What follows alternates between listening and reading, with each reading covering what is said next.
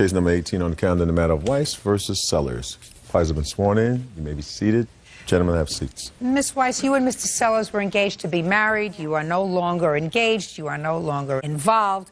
You claim he owes you some money. Yes. Mr. Sellers says he owes you absolutely nothing. And if you think he owes you some money, sell the engagement ring. Right? Yes, ma'am. Good. When did you become engaged? In December of 2004. Just in my own curiosity, when did you buy her the ring?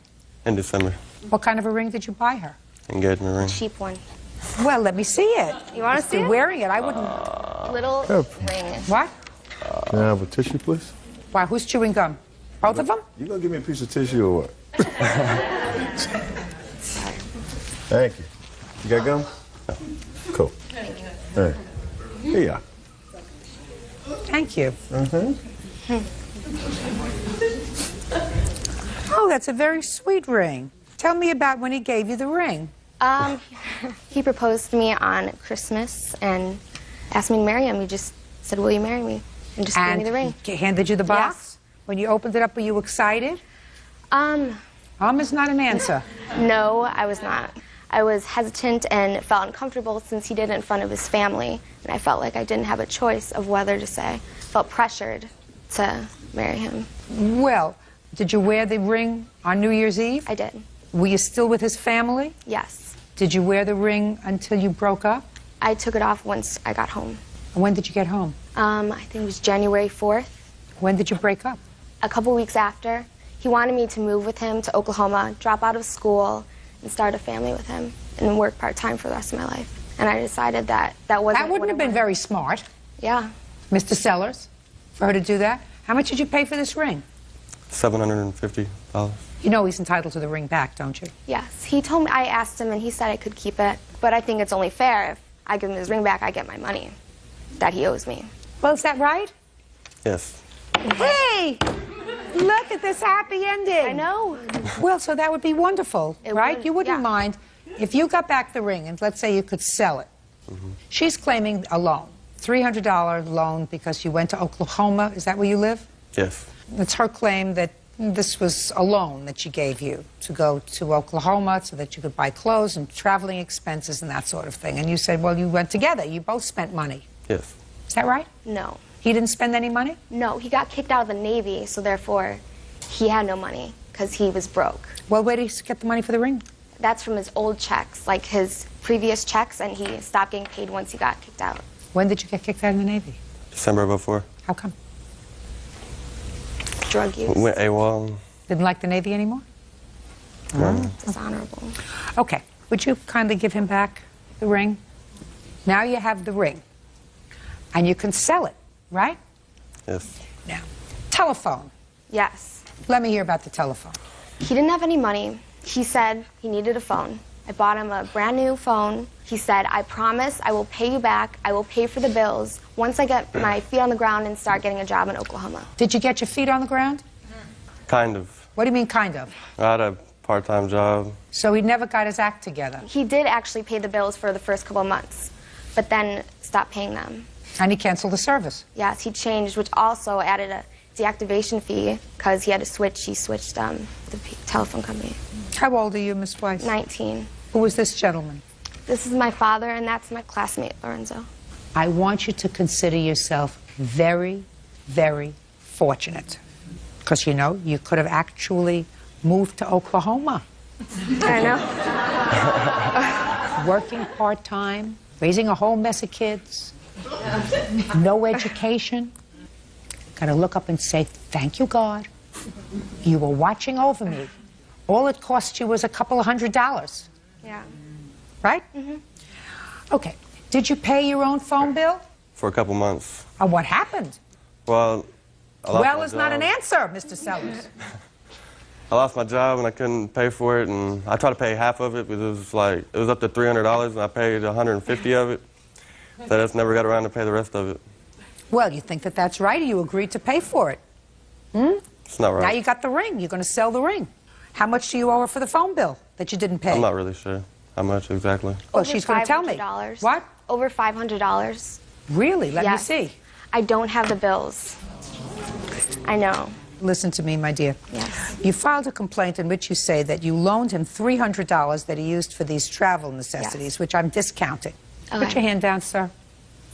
You can't help her. She's Sorry, got to Your do Honor. this mess by herself. She's got to get out of it by herself. Maybe she'll learn a good lesson if she gets out of it by herself. So, you have to get the bills. You don't have the bills. How am I supposed to know? He doesn't know what the phone bill is, and you don't know what the phone bill is. That's the first thing that you know. You come to court, and you're supposed to have evidence. If you don't have evidence, I can't help you. Now, you changed phone carriers. Yes. Do you know that there's a penalty for that? No, I did not know that. He knew. What was the fee for disconnecting the service? $175. Does that sound about right, Bird? Sounds about right to me. And I assume, again, you do not have any proof of that. What did you come here with other than your smile? I don't know. I don't understand. I really don't understand, Miss Weiss. You want to say something, sir? You're dying to say something, so stand up. I mean, you are the responsible person. You're the person who's been through life, who has certain life experiences. You know when you come to court, you come with? Evidence, Your Honor. So? We attempted to get a copy of the phone bill because of the other party lived in Oklahoma. The phone bill came to Oklahoma and never came to our house in San Diego. There was a $405 balance on the phone and a $175 cancellation fee that Verizon's coming after us for. And we feel that the other party should pay for the phone because he used it. I absolutely agree with you, But sir. we don't have evidence. It's the evidence. Now, how much do you believe you owe her on the telephone bill? I'm trying to be as fair to you, Miss Weiss, as I can. You're young, not too swift. How much do you think you owe, Mr. Sellers? All of it. How much? 600 and however much. She didn't say it was $600, Mr. Sellers. I mean, it's absolutely impossible for me to fly blind. You said the phone bill was $500. He said, I owe all of it $600. I mean, it's stupid. It just changed. Take the ring out of your pocket. Then you put it in the other pocket. Dig deeper. Bird, would you give her back the ring, please? Just changed my mind. Now, Miss Weiss, this is what you're going to do. He got taken when he spent $700 for that ring, but there's no question in my mind that you could probably sell it for $3. So sell the ring. I'm going to give you $250 in addition to the ring to help defray the cost of this phone bill. Do you understand? Yes. Is that fair, sir? Yes. Perfect. Goodbye. Thank you. Parties are excused. You may step out. He's broke. No education, no job. Basically, what was there good about him? 'Cause we really don't talk to each other anymore. He's stupid. She agreed to it. It was her idea, too. Don't be nice and don't help out someone when they're not going to help you out. And now the next case. All parties in the matter of Whitmer versus Griffin. Step forward, please. 28-year-old hairdresser Lori Whitmer is suing her ex-boyfriend, ambulance builder DeJuan Griffin, for loans to pay his court fines and to reinstate his driver's license. Miss Whitmer, it is your claim that Mr. Griffin owes you some money for court-related matters. That is correct. Mr. Griffin says that everything that you ever gave him, they were gifts. Gifts. Gave him, and there were no loans. There was never any intention to repay you, nor an agreement to repay you. When did you meet him? December 2003 through some friends of mine at a party that we were having. And when did you make the first loan? Well, we were seeing each other up until September of 2004. We were still talking, you know, on an on-off basis, and then I got a call. So you were casually seeing each other? You never lived together? There was never any discussion of marriage? It was just a casual relationship? Yes. Okay. September 2004. I had gotten a call. He was locked up in jail. For what? Driving without a license. You were locked up for driving without a license, Mr. Griffin? Yes, ma'am. How long were you locked up? 5 months. Shh. Please. Mr. Griffin, that's impossible, sir. It's not impossible. That's why I was there. Well, why don't you tell me the story of how you got locked up for 5 months for driving without a license? Well, I had warrants for tickets that I hadn't paid. Ah, now we're getting somewhere. So you had outstanding warrants for what kind of tickets? Driving without a license. How many, please? I don't want to have to say it again. Don't make my job any more difficult. How many times were you stopped for driving without a license, Mr. Griffin? Maybe 3, 4. You don't learn? Yeah, I do learn. I have a driver's license now since I got out. Well, how old were you the first time you got stopped for driving without a license? 19, And why didn't you have a license? because they were suspended. What was the reason your license was suspended? Because I had a speeding ticket that I didn't pay. All right, you see how we're going to get to this? You see how we're understanding each other now, Mr. Griffin? So you didn't spend 5 months in jail because you were stopped for driving with a suspended license, because they don't do that in this country. They do it, sir, if you get caught 5, 6, 7 times driving without a license, and you've got outstanding warrants for speeding tickets which you didn't pay, and outstanding warrants for the other driving while suspended that you didn't respond to, then eventually the criminal justice system has it up to here with you. And that's what happened, right? Right.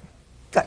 So you were an habitual person who flaunted the criminal justice system by not showing up, by not paying your fines, and by continuing to drive without a license. I wasn't habitual. Habitual means that you do it all the time, sir, and habitual is what you were. Judge Judy continues in a moment. Why didn't you ask the mother of your children for the money? Because she has my 2 sons, she needs whatever she already has. Well, who does she take care of? She was taking care of me. Why would she want to take care of you, Mr. Griffin? I don't know. I don't know either. Real cases, real people. Judge Judy. Lori Whitmer says ex-boyfriend DeJuan Griffin owes for loans to pay court fines after his 6th arrest for driving on a suspended license. Now, how much did you put up for him to get out of jail? $947. That was bail? No, he was in a work release base, so they were taking money out weekly towards those fines, and then this was towards like a one lump sum so that he can get his license back and to get out sooner. Okay, now I want you to think back when you went to court, because you were picked up on warrants periodically, is that right? I have been before. And you remember going before the judge? Yes. And you remember telling the judge that you were going to come back to court, you weren't going to warrant anymore, right? Yeah. And you remember telling the judge that you wouldn't drive anymore with a suspended license? Yes. How many times did you tell that to judges when they picked you up? Like I said, I've been there 3 or 4 times. So each time you told that to the judge that you were going to report to court, and that was a lie, because you didn't, because you had warrants, right? Right. And you said that you would not drive with a suspended license. Is that right?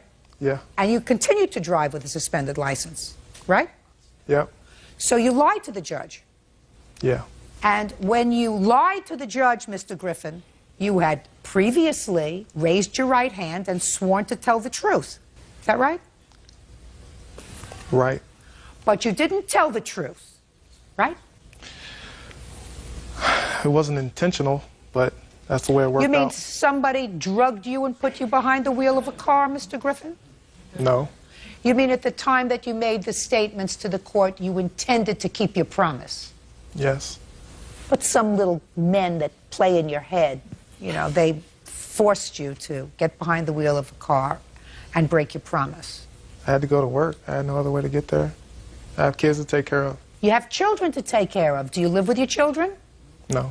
How many children do you have? 2, How old are they? 6 and 7. And you pay child support, sir?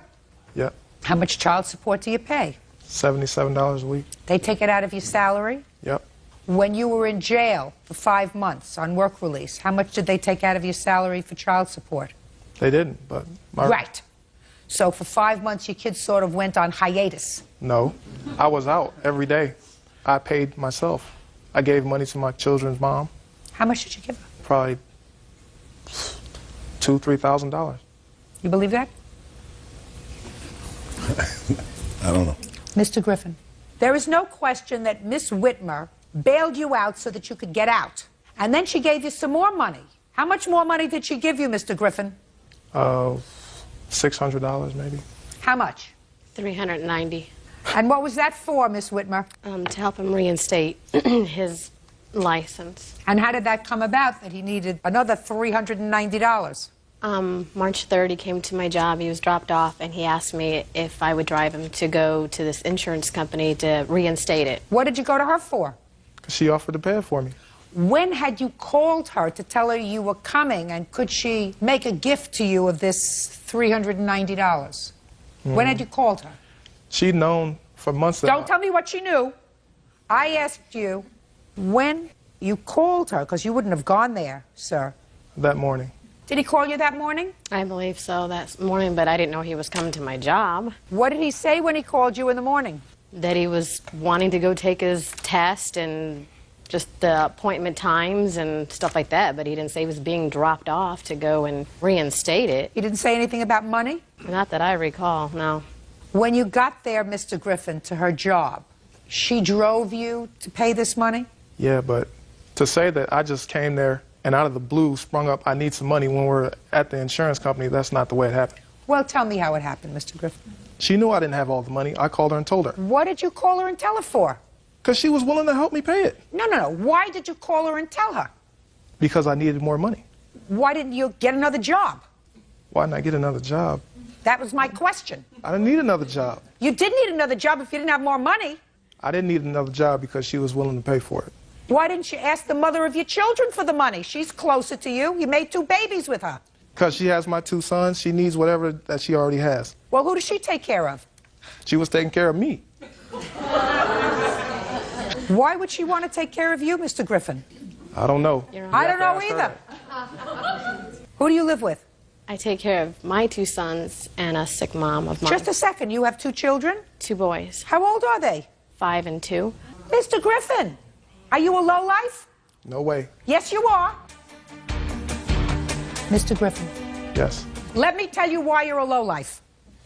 Because you just said to me, Mr. Griffin, the mother of my 2 children needs all the money that she can get because she takes care of my 2 children. What's wrong So with that? that's why I'm not calling her. Why do you think, sir, that this young lady who has 2 children needs money any less than the mother of your 2 children? Because she was always willing to give it to me. You're a lowlife. I'm not. You are. I'm not. And a taker. And I don't see what she sees in you, sir. Certainly it's very well hidden to me. But you owe her $1,337 because she bailed you out. Next time, if you need money, Mr. Griffin, get another job. You're supposed to do the right thing, and you're not supposed to take advantage of people. Do I make myself clear, sir? Sure. Good. That's all. Parties are excused. You may step out. I guess 12 on the calendar in the matter of Neville versus Hubel. Parties have been sworn in, Your Honor. You may be seated. Folks, have a seat. Miss Neville, Miss Hubel Yes, is your former daughter-in-law. correct. She and your son have been divorced for 5 years. How many children do you have? Just one. How old is that child? He's 9. All right, now, Miss Neville, I have a few questions for you. While Miss Hubel was married to your son, did you get along? Yeah. Did she come over to your house for dinner? Well, actually, they lived with me till he was like almost 2. So she lived with you. Correct. Must have gotten along. Yes, we did. And when they moved out into their own place, did they still come back with your grandson? Correct. I babysat him when they worked, whenever they went out. But then the marriage went south. Correct. And it is your claim that your former daughter-in-law has embarked upon a campaign of harassment, slander, defamation of your character that has gone on for a very long time. You want her to pay for that. Ms. Hubel says quite the contrary. When she was in the midst of a custody battle with your son, you called Child Protective Services on her often. You've harassed her over the years with complaints to Child Protective Services and the police. Oh, yes. And as a result of that, she's filed a counterclaim. When did the trouble start with Miss Hubel? My son was taking my younger son, Dylan, and Jeffrey back to drop him off at his mother's work, the daycare. I was in between my bus routes. I'm a school bus driver. It was pouring down rain. He doesn't drive. So I ran down and gave them a ride up the hill about 1,500 feet to the daycare and dropped him off in front. And my grandson was ecstatic. Grandma dropped him off in the bus. I wasn't on my route. He ran in and I saw him gather all the kids that came to the window and they're all waving at me. So I smiled and waving at him. She walked over and slapped him and told him to get away from the window. I'm sorry. My older son was there, and they turned from the window. Her and the employees that were friends of hers said, "Let's call the school district and get her in trouble." I didn't know what was going on at the time. I went back on my route. I get a phone call on my bus. My supervisor goes, Debbie, what's going on? I go, I don't know what happened. She said, some lady called and said you kidnapped her kid on her bus. And I said, no, the only thing I did was pick up my grandson and my son. I was mortified. So that's when the trouble started. What happened with that incident, Miss Hubel? Actually, what had happened was, after numerous amount of times of her dropping Jeffrey off on the school bus without permission, I had called the school district and spoke to her supervisor, with whom I have a letter stating that I was not harassing in any way, and that she was spoken to and told that he was not allowed to ride that school bus because he was not assigned that. Okay. Had you, in the past, told your mother-in-law that you didn't want him riding the school bus? No, we were not to be speaking at that Why time. not? There was orders. So that the trouble started before that? Oh, yes. Well, that's what I'm asking. I want to know when the trouble started. The problem started actually before I left Joshua, my ex-husband. Probably it was the first time that he was arrested for assaulting me. My son was 2 at the time. From that point on, there was no kindling of the relationship with me and Debbie. Okay. How many times had he been arrested for assaulting you?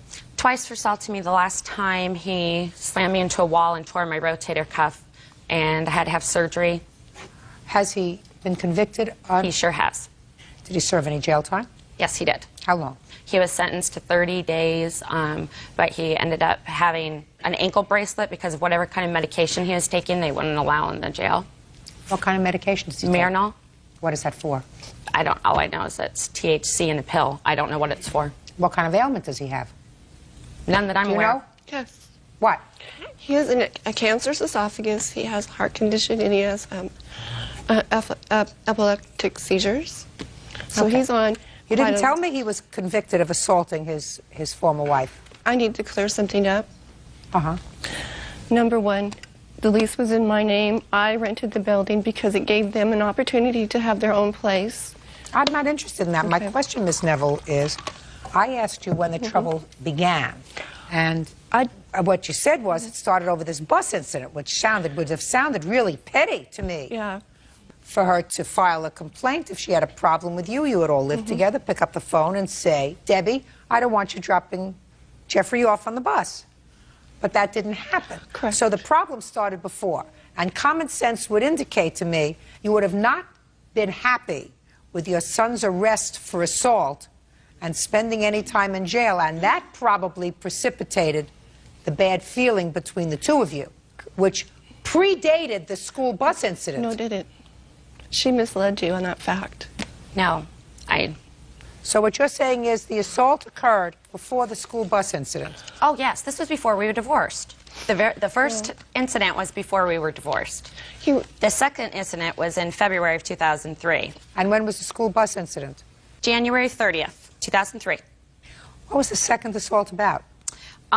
He had came into where I worked, All About Kids, to do a visitation with my son. He came to pick up Jeffrey, and he slammed me into the door jamb of a wall and tore my rotator cuff, took off with Jeffrey. The police came. They went and found Josh and Jeffrey. What was the altercation about? A coat. A coat. Now I understand that you don't like each other. Don't like each other, I don't get involved in. You claim lost wages and punitive damages for defamation of character. Correct. You have 1 minute.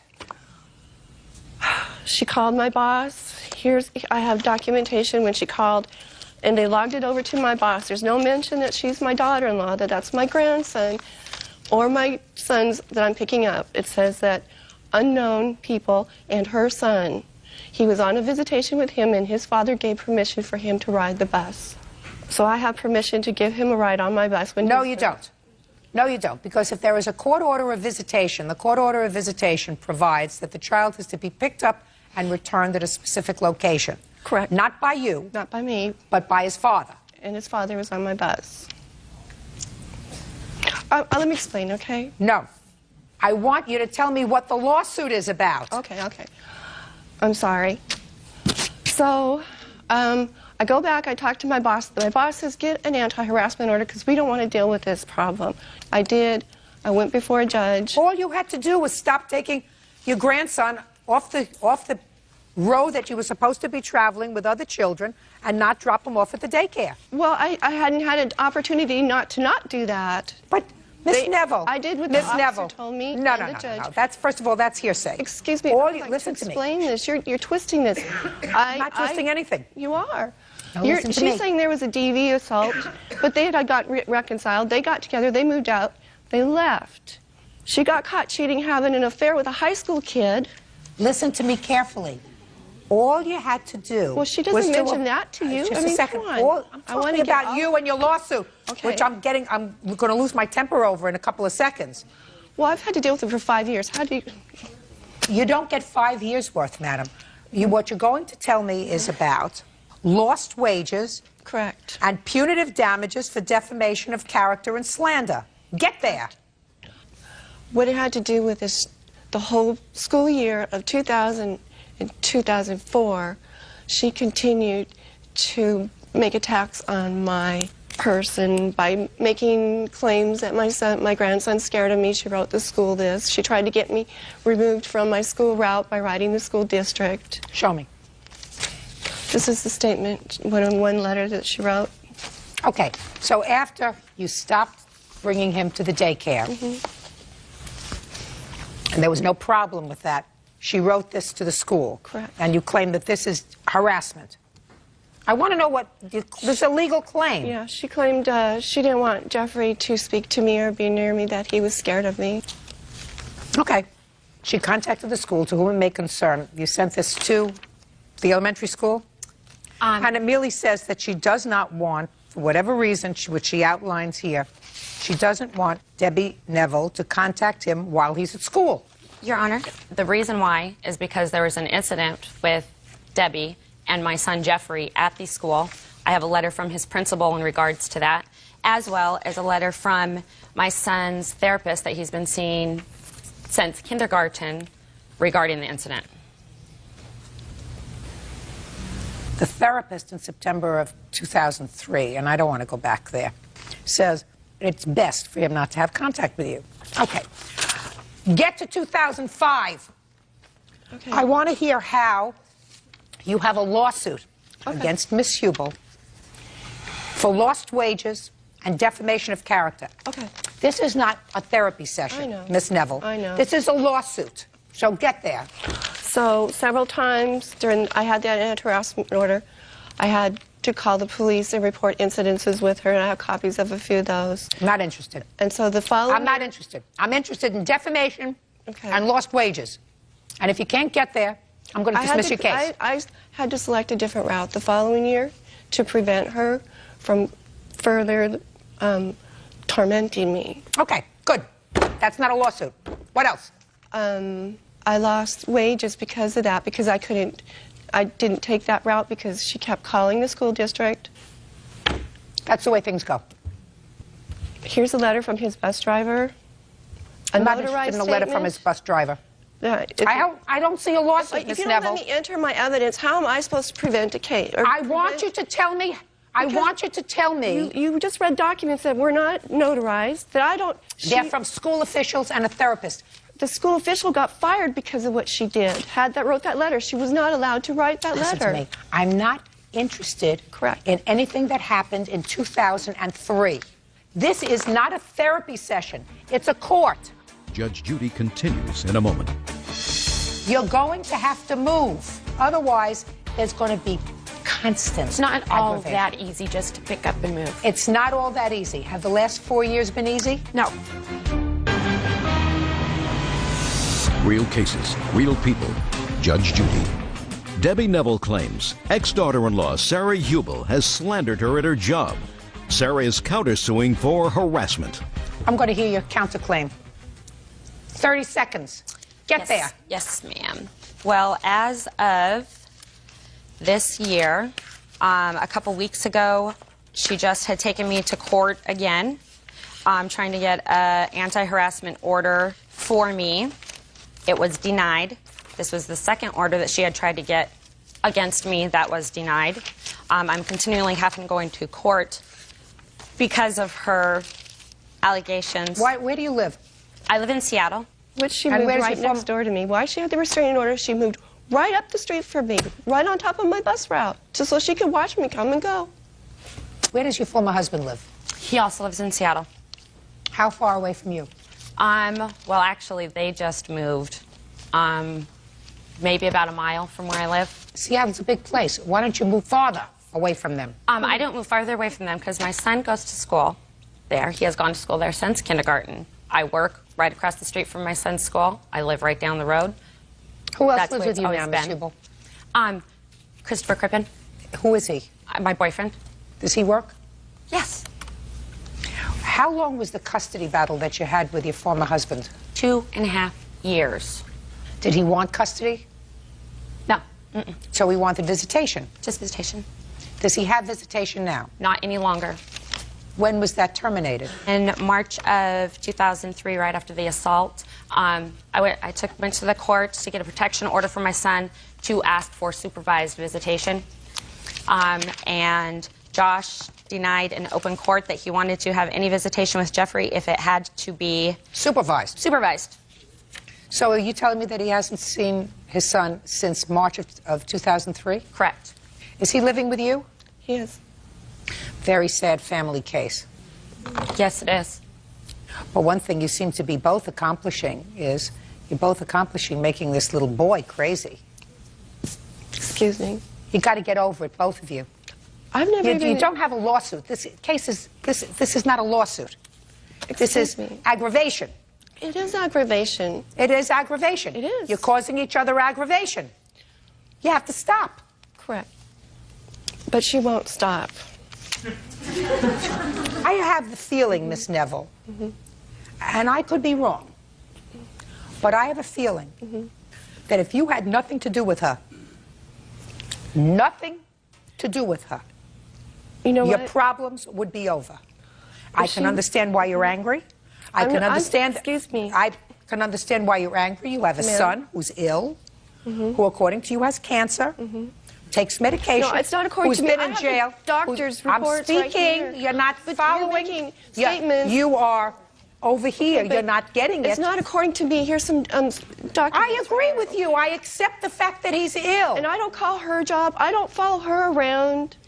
I don't do that. I have a statements- feeling, Miss Neville, I have that Miss statements from- Hubel would like. My witness can testify to her following me into the store, staying outside, waiting for me to come out of the store, and chasing me out of the parking lot. I've had her push a grocery cart into my leg. You shouldn't have anything to do with each other. You shouldn't be I near try each not other. to. Honor, I thought it was supposed to be my turn to be giving my statements. What I'm trying to do is to tell you, neither one of you has a lawsuit. You have created aggravation for each other. What have I done to her? Excuse me, tell me. Do you have documentations of what have I called your job? Have I gone to your place of work? I avoid your place of work. My friends avoid you. The whole community avoids you because they're scared of you. They're scared Neville? if you get done tired being mad at me that they're going to stalk them. I have witnesses would not come because they're scared of her. Well, it's I gonna- lost one- business in my one- art because of her. One way or another, if you want to live in peace, you're going to have to relocate. Yes. That's what you're going to have to do. You're going to have to move out of Seattle. And if you don't do it, then you're just prolonging this bad feeling because she has a grown son who has an illness. That makes her feel bad as a mother. She has a grown son who probably says to her that he's sad because he can't see his son. That makes her feel protective. Do you understand? There's a story which is the underpinning of this Actually, my son of said this lawsuit. You're going to have to move. And the faster you do it, the faster you're going to be able to enjoy your life. Do you get it? Yes. Otherwise, there's going to be constant It's not all aggravation. that easy just to pick up and move. It's not all that easy. Have the last 4 years been easy? No. Your son's 9 years old. It's not as if he's a junior in high school that he has to reacquaint with friends when he's a junior and he's going to graduate. He's 9 years old. He'll adjust to a new school. You want peace? Move. Lawsuit's dismissed. Thank you. That's all. Parties are Bassey versus Hood. Parties have been sworn in. You may be seated. Have a seat. Who was driving? You weren't there? No. You're her mom? Yes, I'm her mother. She looks like she can take care of herself. If she can't, you can't help her because you weren't there. Okay. Okay. Ms. Bassey, according to your complaint, you and the defendant got into sort of an altercation. You were going to pick up my little sister. Your sister in school, and you were going to pick up my son. Your son. And as a result of that, it is your claim that the defendant damaged your car. The defendant says that your poor driving was the result of the damage to your car, and you actually ran into her car. That's your defense. Yes, ma'am. Okay. Pull that a little bit closer to me so that I can see it a little bit better. Up here, Bird. Miss Bassey, you're the red car. Yes, ma'am. Okay. Go over and put your finger over there, please. That's where you were coming from, and you were making a left turn into the parking lot? Yes, ma'am. And the defendant was coming straight? She was coming straight, and she didn't have a signal on. She was like right here where the curb is, where the driveway ends, and then she decides all of a sudden to, oh, I need to turn. And so when she turns, she comes... Shh, don't speak. She comes and she turns so close to the curb, and I'm about to turn thinking she's about to pass by, so I stop to prevent from hitting her because it's a very congested area. And she turns in, and then I turn in after her. Well, so far, you understand she had the right of way. Yes, ma'am. You did not. So, okay, and what happened next? I honked at her. Why? Well, because she didn't... I honked at her because she didn't use her signal. Well, that's not a nice thing to do, Miss Bassey. That's not an appropriate thing to do. She had the right of way. So right there, you were wrong. You had no right to honk at her because she had the right of way. Whether you think she had a signal on or not, she says she did. It doesn't make any difference. In a congested road, and you're going across 2 lanes of traffic coming from the opposite direction, and she is on the side of the road where she could make a right turn into that spot, she's got the right of way. So, Abe, that's one for her team. You had no right to honk the horn. So what happened after you honked the horn?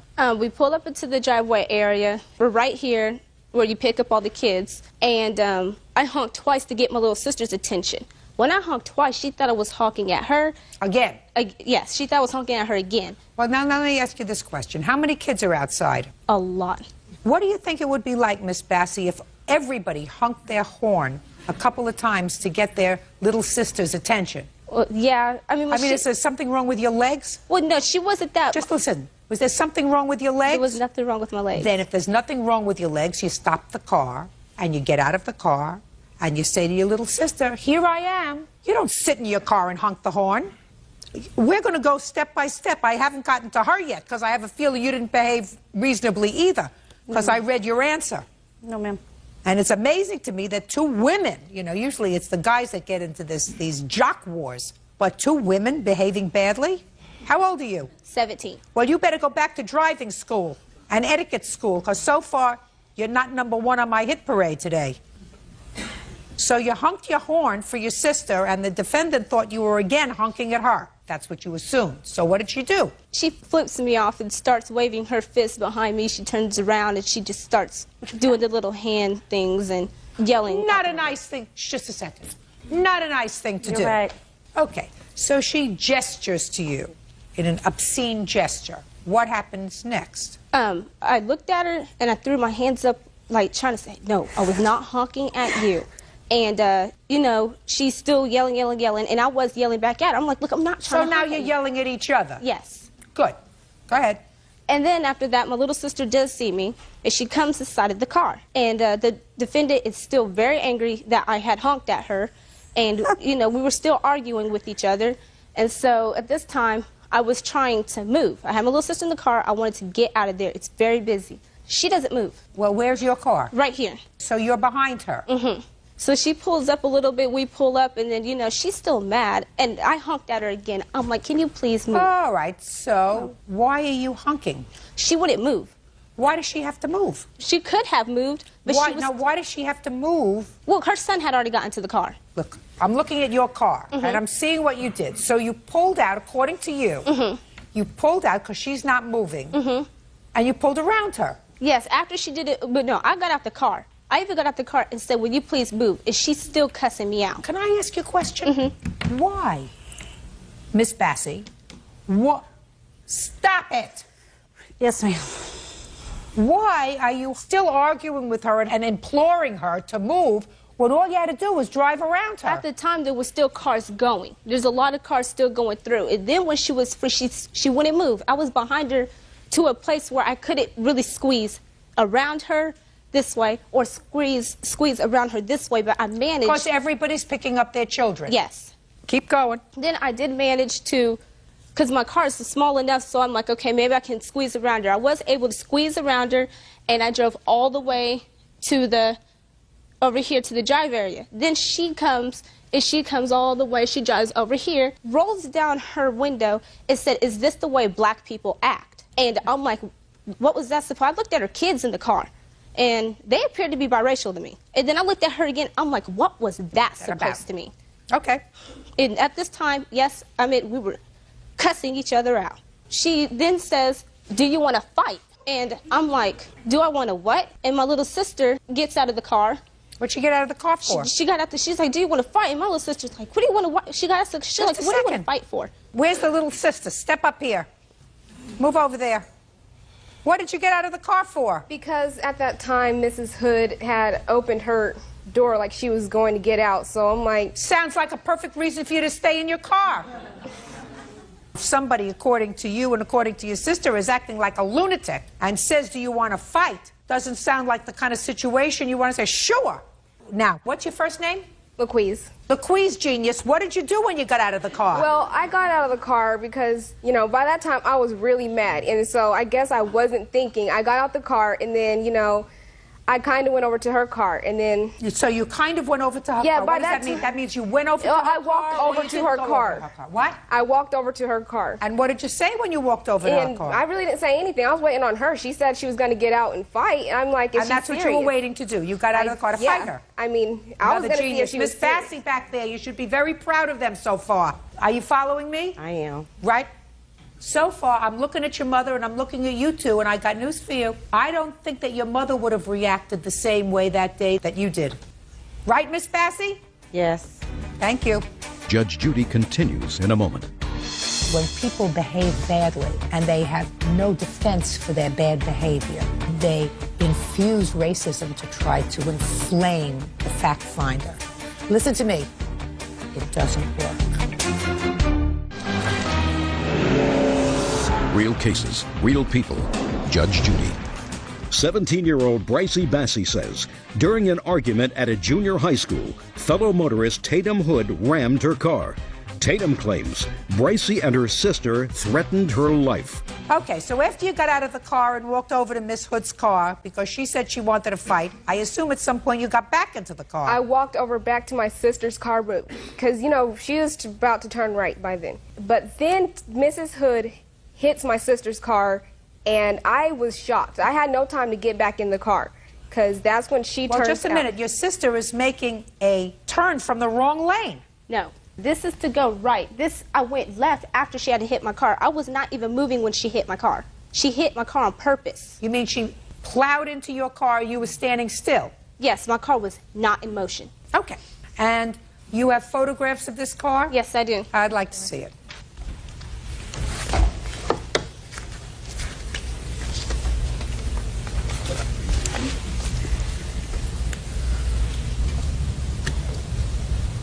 Oh, that's a lot of damage. All right, Miss Hood, ball's in your court. It was January 19th, 2005. May I go over here? I went to the school to pick up my son that's here. I'm the blue car here. I'm coming down Tyler Road. I believe it would be south. She's coming north. She is right here. As she said, it's very congested. There's lots of cars. If she would have been, like on her chart, over here already turning, there was tons of cars coming. I did have my blinker on. Listen to me. She was wrong. I already said she was wrong. Okay. So we turn in. When we turn in at Wilbur, there's also, there's like 2 lanes like this. I stay in this lane. We never got over here because to get over here, you have to stop up against the school and there's buses and handicap parking. I stayed in this lane. As I was turning, she started calling me all out of my name. She called me a white bee. Go back to driver's ed, learn how to drive. I'm going to kick your butt. As we stopped, I stopped here. She was behind me. She honked. I thought she was honking at me. Stupidly, I flipped her off. I never shook my fist at her, nothing else. She got out of her car at that point in time, come up, beating on my window, was screaming, I'm going to kick your butt, but she was not saying butt. Get out of your truck, you white bee this, white bee that. I rolled down my window. I said, you need to go get back in your car before you embarrass yourself. She went back into her car. We both proceeded to go. She spun around me. She's still screaming. I'm saying some stuff. We get like we're right here, and she is calling me all out of my name, still profanity, racial slurs. I am married to a black man. I am not racist. I rolled down my window. I said, you are giving young black women a bad name. You should not act like that. I would never allow my daughter to act like that, or my son. She's like still using profanity, still cussing, and she's like, pull over her. By this time, the other sister was screaming at me too. Pull over, we're going to whip your butt, blah, blah, blah. She starts to go. I take off. Bam, I hit her. She's barely like this. They're going to pull over. They're trying to cut me off. Two fights. She never got out of the car. I hit her. When I hit her, we stopped. I probably stopped for 30 seconds. I'm not going to lie. Both of them at that time got out of the car. She was never out of the car until after I hit her. And then they were screaming, we're going to kill you, you stupid white bee, blah, blah, blah, calling me racial. I can't believe it has turned into a racial thing. It's so sickening. And then... No, it's not. It's not. Listen to me. Listen to me, Miss Hood. It's not racial here. It's not racial in this courtroom. You're right. Sometimes when people behave badly and they have no defense for their bad behavior, they infuse racism to try to inflame the fact finder. Listen to me. It doesn't work. Go ahead. Afterwards, I leave because I don't know what they're going to do. Brycey then jumps back in the car with the younger sister that she picked up who's in the back seat, chasing us. I'm stopping at stop signs, stopping at stoplights. Each time we stop, she's getting out of the car, trying to come up to the window, still screaming. When we see two cop cars coming, I pull into a parking lot. She pulls in. When she pulls in, she stops. She gets out of her car. I'm going to mollywop you. I'm going to kill you. I'm going to beat you up. May I please see the police report? Yes, ma'am. And then I want to see the police report. The cops that pull up are telling her to get back in her car. They restrain her. I'm sorry. I want to read the police report. You told the police you got out of the car. My sister got out of the car. Brycey, you signed the statement. You said, before that, I got out of the car and asked what the problem. And one continued to yell at me. When I got out the car, that's way before, whenever we were still in the school area. You didn't tell me that you got out of the car. I did. I said I got out of the car and asked her to move. No, you told the police you got out of the car and asked her what her problem was. Yeah, I asked her what the problem is. Can you please move? I was not honking at you. Did you do the wrong thing that day? Yes, I did. How much of this accident was your fault? I would probably say, I don't know. I'm not going to say that it was the least of my fault. No, it was not. I shouldn't have honked at her. You know, that's the one thing. I shouldn't have honked at her. And then when I honked twice, I probably should have yelled for my sister. Or, you know, then after I got out the car, you know, instead I should have probably just sat there and waited for her to move. Yes, you want to say something? For what it's worth, I just want to say that I did speak with Mrs. Hood regarding this accident 2 days later. I went over to Mrs. Hood's home because I got the police report. I didn't have insurance. I was going to file the insurance, and I needed to know where she lived. The police did give us her address. And I went. She was very polite. I didn't have a problem with her. Mrs. Hood told me she was having a bad day that day. She said she was in an argument with her husband's nieces, and, you know, she was upset, and she was already tensed up and upset. And she did tell me she intentionally hit my daughter's car. She never denied hitting her car, but she also proceeded... Just a second. Are you telling me, Miss Bassey, that Miss Hood said I intentionally hit her car? Yes, she did. Those were her exact words to me. Yes. Interesting. Is that what you said to her? I said I hit her daughter's car. I never intentionally hit it. She was coming this way to cut me off. I did hit Brycey's car. You know, I'm not going to sit here and say I did hit it. No, I know you did. I have the pictures to prove that you did. I'm just surprised that Miss Bassey is telling me that you used the word intentionally. I mean, I can't imagine anybody intentionally hitting somebody else's car. Oh, that's what she told my daughter and myself. And she also told me she left the scene of the accident. I don't agree with Brycey chasing her. She said she left the scene of the accident not because she was afraid of my daughter. Not just chasing her, Miss Bassey. She left because she said she was unlawfully driving her truck. Listen to me. I got it. I don't believe this story. I believe that what your daughter did was pull out, speed around her, and I believe that when she pulled out and sped around her, Miss Hood caught up with her. No, I don't believe that, Your Honor. Oh, yeah, that's exactly what happened. Because Brycey wasn't moving when she hit her. No. Listen to me. I said Miss Hood caught up with her. She pulled around her fast in a school pickup zone. That's what your daughter did. She had an attention span and a fuse that was about this short. And she created a situation in there because she's got a hot temper and she wasn't behaving like a mature driver. Neither was this one. But she's not the plaintiff. She is. So you had, according to your complaint, $4,000 worth of damage to your car with no insurance. No. And all I'm asking... She had insurance. Insurance. Yes, we had insurance. Oh, good. So how much did the insurance pay? We didn't want to file the insurance. No. Well, you better.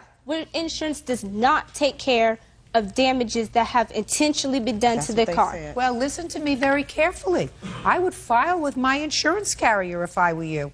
Ordinarily, if this was solely her fault, I would say, well, why should you file with your insurance? Because that means your premiums are going to go up. Yes, which they would have. You're absolutely right. They would have, because she's a 17-year-old driver who was involved in an accident. But this accident was partially her fault. So I think you ought to file with your insurance company. Now, what kind of deductible do you have? $500. Good. Miss Hood's going to pay that. But you file with your insurance company. This accident was partially your fault, and that's what you have insurance for. Even though Mrs. Hood agreed to fix her car? She agreed to fix it. Listen to me. Then you don't come to court, Miss Bassie. Then you don't come to court. But if you come here and you're asking a fact finder to make a determination of what the right thing to do is, in this case, the right thing to do is because your daughter was at least 50% responsible for what went on that day because she did the wrong thing. She may have caught her on a bad day. That's the way sometimes you catch people. What? She was not in a hurry to go to a summit meeting. So she waits her turn, and she takes an extra couple of minutes, and her sister doesn't get out of the car in an aggressive stance. She's not picking up her baby sister, who's 3 years old. Your other daughter looks like she can well take care of herself, and she's got an attitude. So that's what you have insurance for. Miss Hood has to accept some responsibility for what she did, and she's going to cover your deductible. Put it into your insurance. Judgment for the plaintiff in the amount of $500. That's all. Miller versus Welch. Parties have been sworn in. You may be seated. Have a seat, ma'am. Mr. Miller, it is your claim that the defendant, who was living in your home, along with her mother and her child, filed false charges against you for domestic violence. You want to be compensated with the return of your bail and some additional amount of money to compensate you for what you went through. The defendant says that she filed for a protective order because the ultimate reason was you called her 3-year-old some bad names, right? Yes. How did she come to be in your house? Ma'am, Jessica Welch and I had a relationship. Our relationship started the ending of September, beginning of October. She moved in, ma'am. Why did she move in? We had a relationship. I was physically attracted to her. We talked a lot, had a lot of things in common, ma'am. My wife moved out. When did your wife move out? About the end of September. Okay, so your wife moved out in September. You began a relationship with the defendant, and when did she move in? Beginning of October, ma'am. Don't like to be alone? No, ma'am. Mr. Miller? No, ma'am. Are you living alone now? No, ma'am. I'm back with my wife, and we're working things through. Good. You still didn't tell me why she moved in. She was living with her stepfather, ma'am, and I guess her stepfather was doing a lot of yelling. It was a bad environment for her son, CJ. So that's why you allowed her to move in to your house, plus the fact that you liked her. Yes, ma'am. Is that right so far, Miss Welch? Yes. You had been living previously with your mother? My mother and stepfather, yes. And they weren't getting along? No.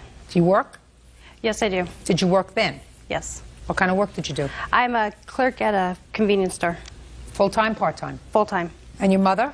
She works for a big satellite company. Tell me about why you filed for a protective order against him.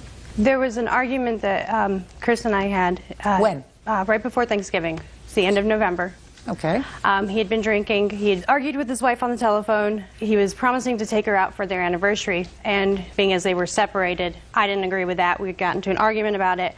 As I turned to walk away, he came after me. He ran after me and grabbed me and knocked me down to the floor. Shh. Mr. Miller, I know you want to respond. You're going to have an opportunity to do that.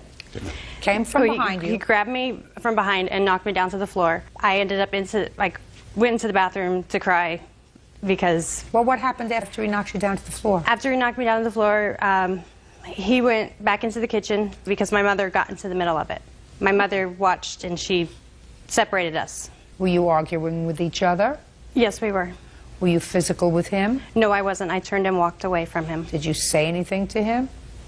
No, I was like, I'm done. I just turned and walked away. Okay. That was in November? Yes. And then later that evening, we went to bed. I was putting blankets and pillows in between us so that we didn't touch while we were sleeping. And he leaned over and bit me on the left breast. And where did you sleep that night? I ended up sleeping on the floor that night. And the night after? The night after was back in the bed with him.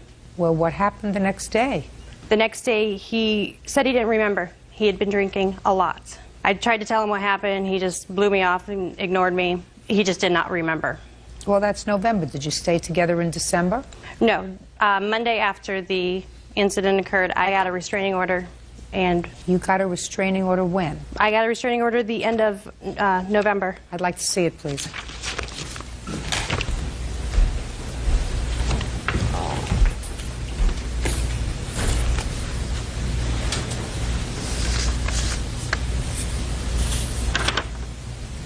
Now, one of my questions to you is, you moved into his home.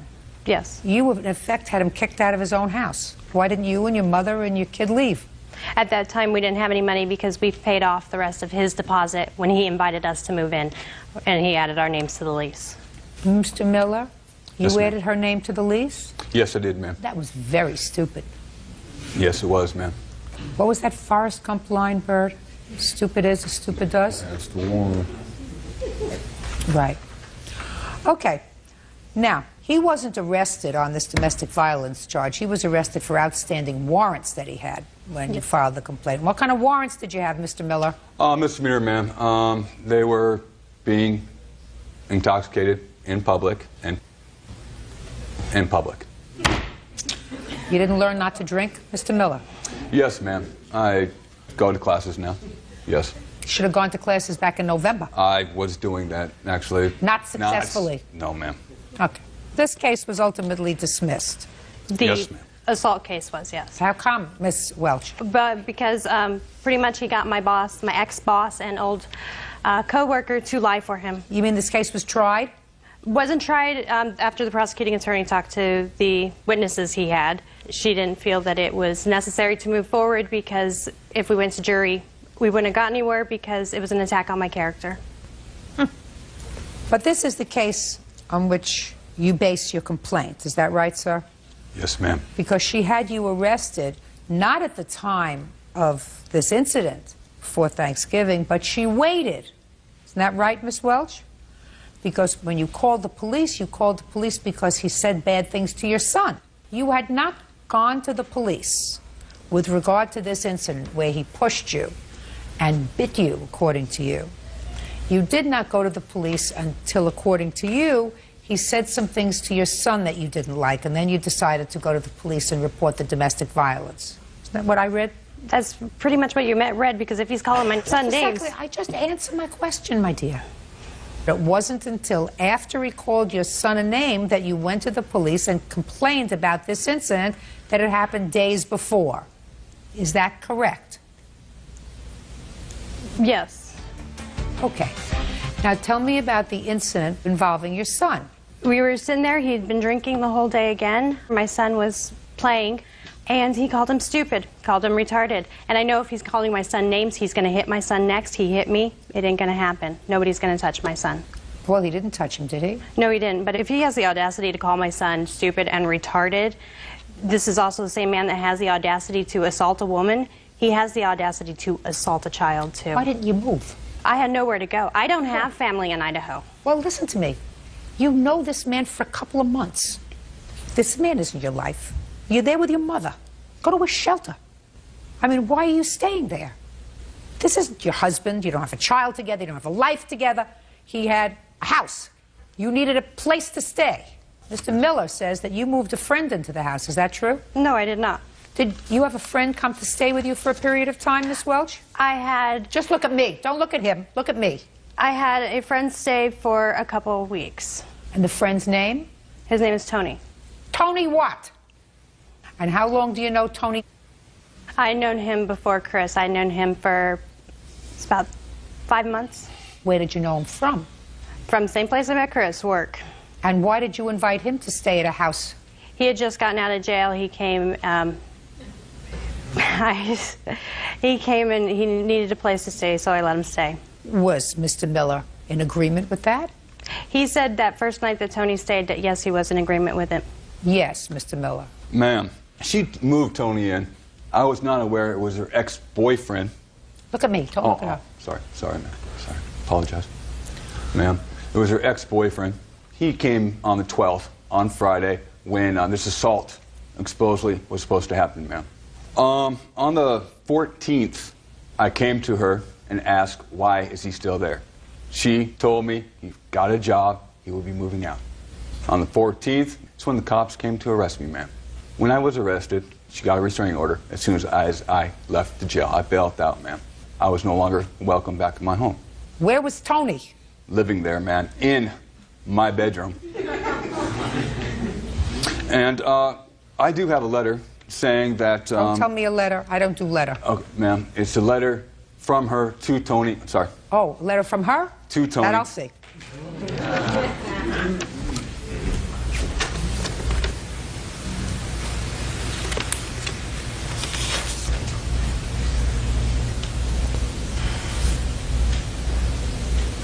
Show this to the defendant, would you?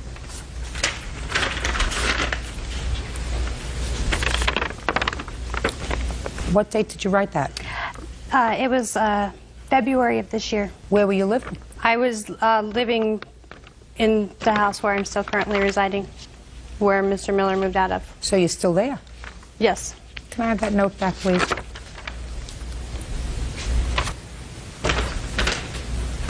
How come you're still there?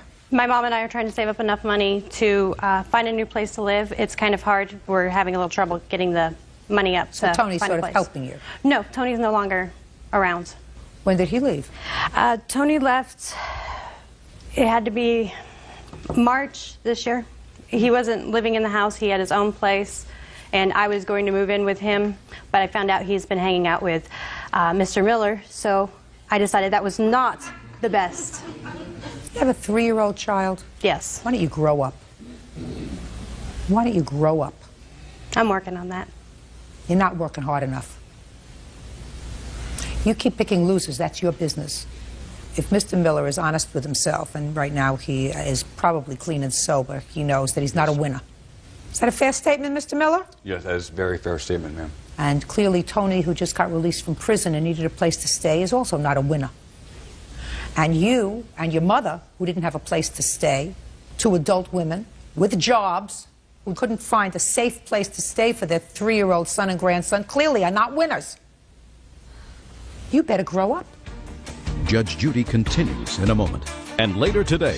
After 72 hours, it's not toxic. Well, did your bird die within 72 hours? It died immediately of him standing the process. Well, then what I'm telling you, madam, is you should have taken your animals out of the house. Real cases, real people. Judge Judy. Christopher Miller says ex-girlfriend Jessica Welch took out a false restraining order against him. Jessica claims Christopher physically abused her and verbally abused her young son. Mr. Miller? Yes, ma'am. You probably don't remember what happened the night in November when things got a little tacky with Miss Welch. There isn't a question in my mind that she used you. There is also not a question in my mind that the reason you called the police, Miss Welch, is that you wanted him out of the house so that Tony could be there unencumbered. Not that he called your son stupid, but that he had already told you. Tony was going. And Tony didn't go. Tony stayed, according to you, for 2 weeks after he was out of the house. At least 2 weeks. So I think you had an ulterior motive for calling the police on him and having him arrested and having him removed from his house. Mr. Miller, I think that your conduct in getting sloshed Yes, and not acting appropriately didn't help things. Would you agree with that? Yes. But I don't think that Miss Welch filed for a protective order because she was legitimately afraid of you, which is the only reason that you filed for a protective order. Not for another reason, not because you want an apartment, you want a house, you want him out so that you could bring another boyfriend. And those aren't legitimate reasons for filing for a protective order, because you've sworn in your application for a protective order that you are in fear. And you weren't in fear. You were only in fear if the two men stayed in the house with you at the same time. So, Mr. Miller, I think that you behaved probably a little bit badly, but certainly that was not the reason that you called the police. Judgment for the plaintiff for the amount of bail, $1,000. That's all. Parties are excused. You may step out. Her boss, her co-worker, and her ex-boyfriend was on my side, too. He wins again. Even the good guys win at times. I have a good heart and I'm a good person. Jazz Judy's the bomb. And now the next case. All parties in the matter of Lubbock versus Nunez, step forward, please. Real estate agent Donna Lubbock is suing business owner Jack Nunez for the cost to replace 3 parrots. Donna says the birds died after Jack sanded her floors. Miss Lubbock, how old are you? 35. What do you do for a living? I sell real estate. How long have you been a real estate agent? Almost 4 years. Do you have any college degrees behind you? No degrees, but I have 2 years of junior college. And your husband? He's a deputy sheriff. You have ongoing training? Yes, ma'am. And you, sir, what do you do for a living? I'm a tile contractor How long have you been doing that? since '73. Okay, now let's get to the case. Miss Lubbock, you had 3 parrots. How long had you had them? My oldest African gray I had for approximately 15, 16 years. And what's their life expectancy? 40 to 60 years. And the other 2? My severe macaw I had for about 3.5 years, and also for my Timna. And this is what the lawsuit is about. You hired Mr. Nunez to come in and sand your floors in your house and seal them. And he did that. Correct. And your parrots died. Correct. So you want him to pay for your parrots, their vet bills, the casket, et cetera, et cetera, et cetera. Correct. What did you do in preparation to your house to have your floors sanded? We didn't do anything. We just took the birds outside. When you sand floors, what comes up? Generally dust, but he was using a wet sander, so you don't see dust particles flying all over. So you're telling me there wasn't any dust in your house? My birds, I had taken them outside. I'm not asking you about your birds now. I'm just asking you generally. Oh. When you sand floors, there's usually Dust. dust. You don't have to be a college graduate to figure that out. 35-year-old real estate agent with 2 years of college could figure that out. That you have dust. And when you seal the floors after the sanding, they seal it with... Chemicals. And the chemicals usually... Toxic. Don't know toxic, but they usually smell. Yes. And they do have places where you can board animals while you're doing things in the house, just as if you were going away. Who are you? I'm Donna's mother, and I was... Do you there. live with them? No, I don't. You have your own house? Yes, I do. Could have taken your birds to your mother's house. Yes. You chose to keep your birds home. One, I understand from your complaint, died outside. 2 of them, however, died in the house. That's your fault. That's not his fault.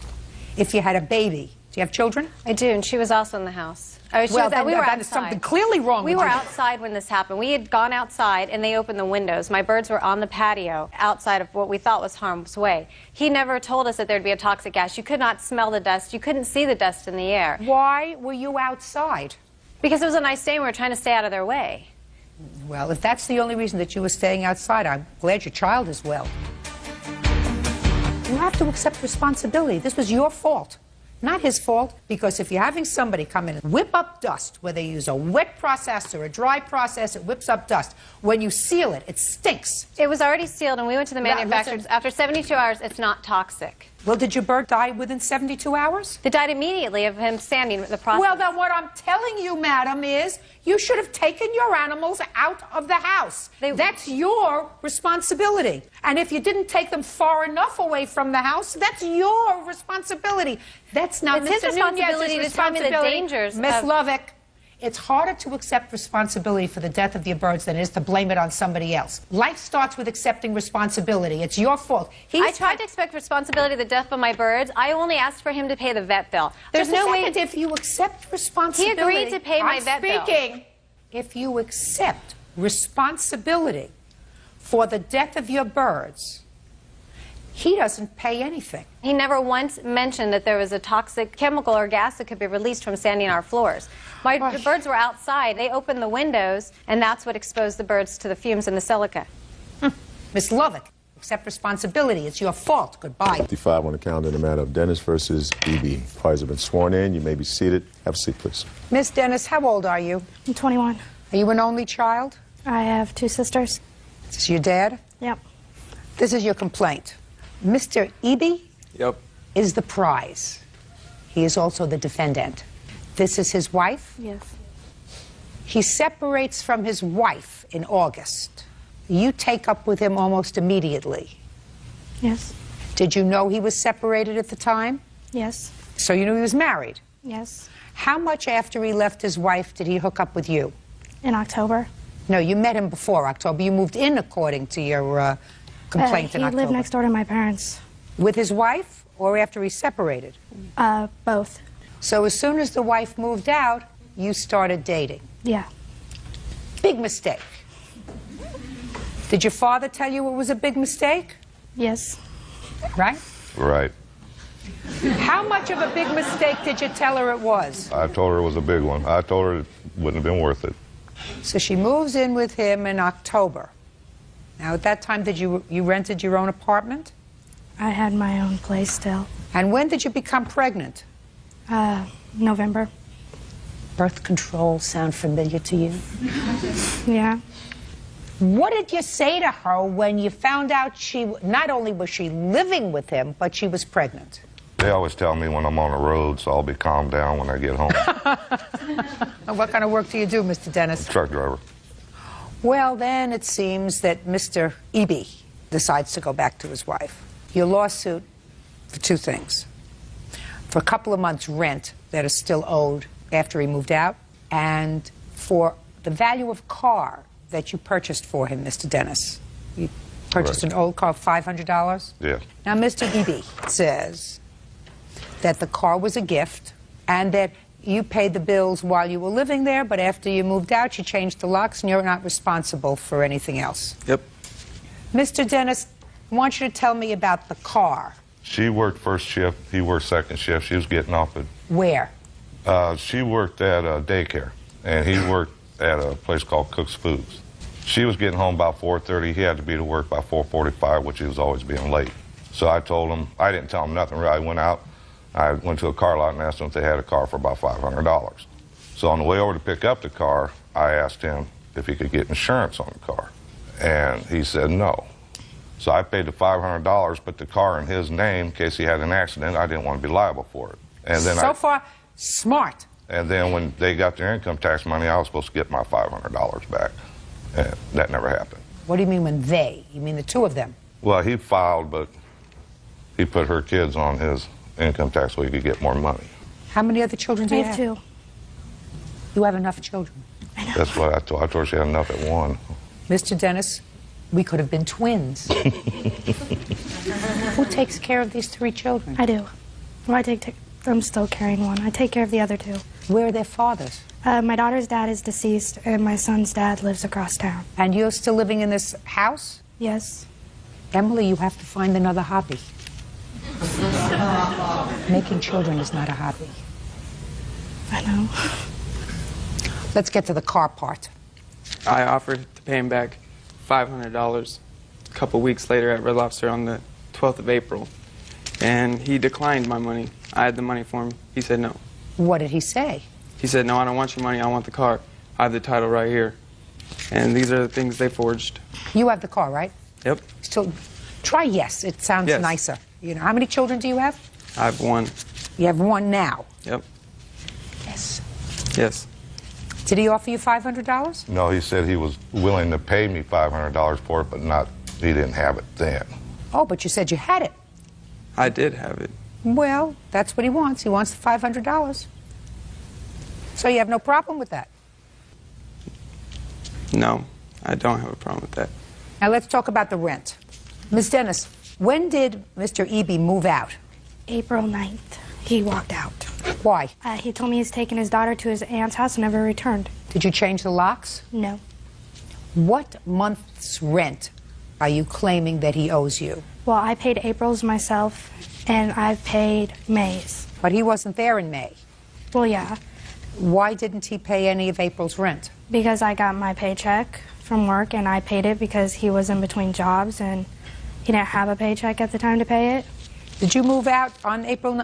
Why are you laughing? Because I never technically moved out of there.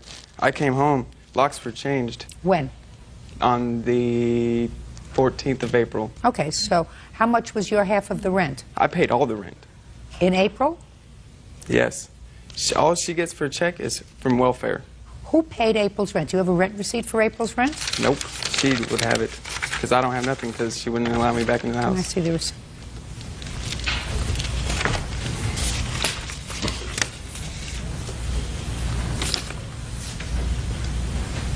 Did you give her cash to pay the rent? Yep. Let's try that again. Yes. Mr. Eby, these two women may find you irresistible. I guarantee you I do not. Okay. The only month that I'm interested in is April. The only month that you show me on a receipt for rent for April, every other receipt is nice and clear. The month, the date is nice and clear. The only date that there's something written over is April. I mean, didn't you think that I'd notice that? I picked them up. What happened here? I don't know. I didn't look Well, yet. I don't know either. You get money from social services? No. Other than your job, how do you support yourself? My son's dad pays child support. You get Social Security for your son, for your child whose father is dead? No, I don't. Why not? Because he didn't work. Another winner. You help her? More than we should, but yeah. What is she going to do after her lease is up? She's moving into our house. Who else lives in your house, Mr. Dennis? All of them. That's why I drive a truck. You have 3 children? Three Yes. children? Mhm. She the only one with children? No, How many of the others have children? all of them. Mr. Dennis, you missed the class on teaching your children birth control. No, they missed a class on listening. They missed the class on listening. All right, now, Mr. Eby, you have a counterclaim, if Well, my I'd memory like to is go back correct. for a second. What? Things they had forged. You mean forged with regard to the car? Yeah. Listen to me very carefully. Put that down, sir. Put the papers down. Other than the fact that you told me that you agreed to pay him back, and you said to him, here's $500. I'm going to pay you back for the car, I would have ruled in your favor because there was no loan agreement. But you agreed to pay him back. So you're going to pay him back, and I don't care if they forged the Declaration of Independence. You're going to pay him back for the car. I offered him, he said no. Now he says yes. Now you're going to pay him back for the car, not for the rent. She lived there. She's going to take care of the rent, and she has taken care of the rent. Now, let's get to your counterclaim. My counterclaim is for my living room set that she still has, my entertainment stand, TV, VCR, movies, Xbox, etc., washer and dryer. Now, did he purchase all of those things? No, he didn't. Who purchased them? I did. All of them? Yes. Let me see the receipts. I don't have receipts. I didn't think I was going to get into a situation like Well, this. just a second. When you moved into the house, he was already living there. So I want you to be very careful with what you tell me. Your father is a backup, and your father and I are almost soulmates here. Do you understand, Miss Dennis?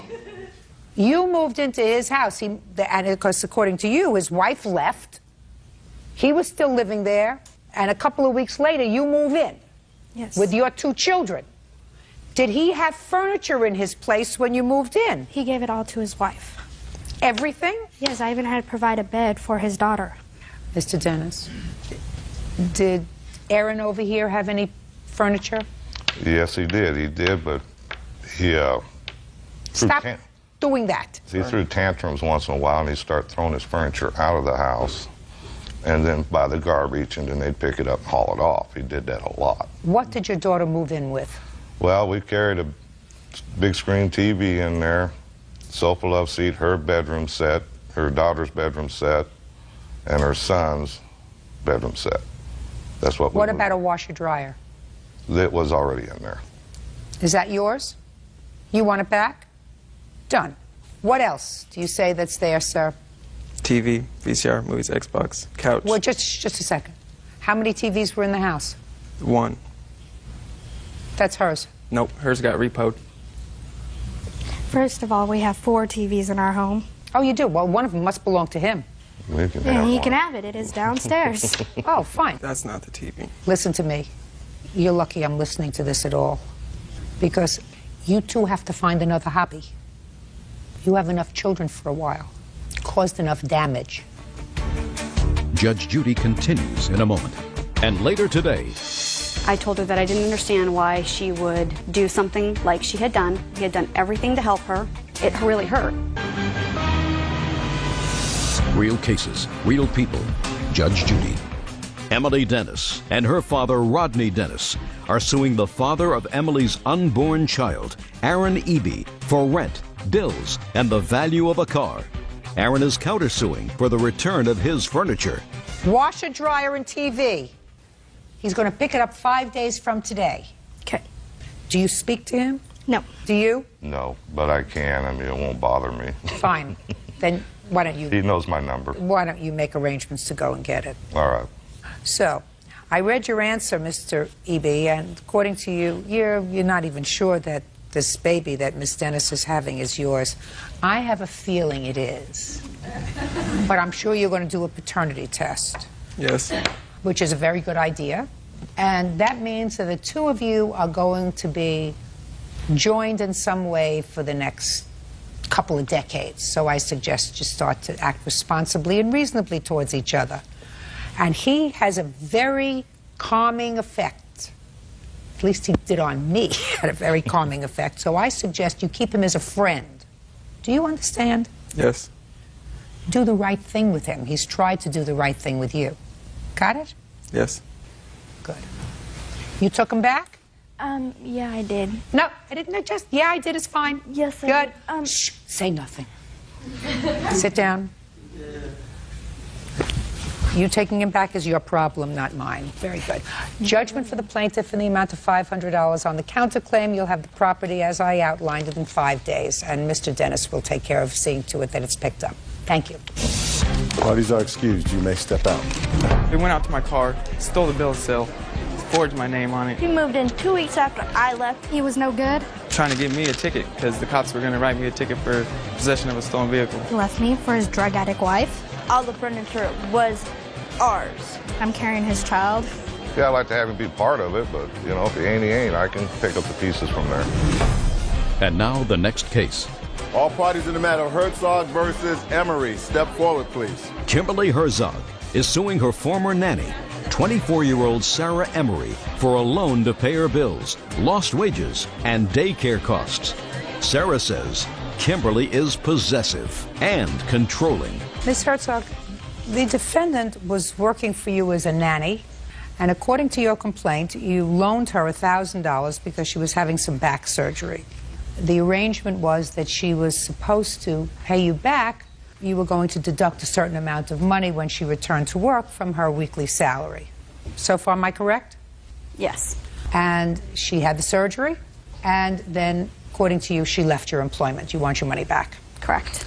And Miss Emery said that you fired her without good cause, and that's why she couldn't pay you back. When did she come to work for you? She started working for me January of 2004. How many children do you have? I have 2. When was the surgery? January. Of 2005. So for the year that she worked for you, from January 2004 till January 2005, was her work satisfactory?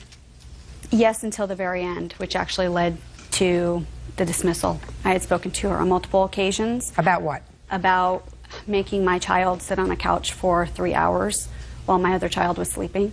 That's not true. When did she borrow the money from you? She borrowed the money on January 14th.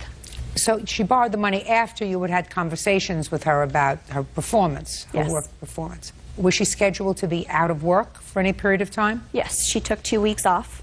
And there is no issue as to whether Ms. Herzog loaned you the money? Correct. Well, now I'll hear your defense. Okay. In January, I gave my 2 weeks after I came back to work on Monday.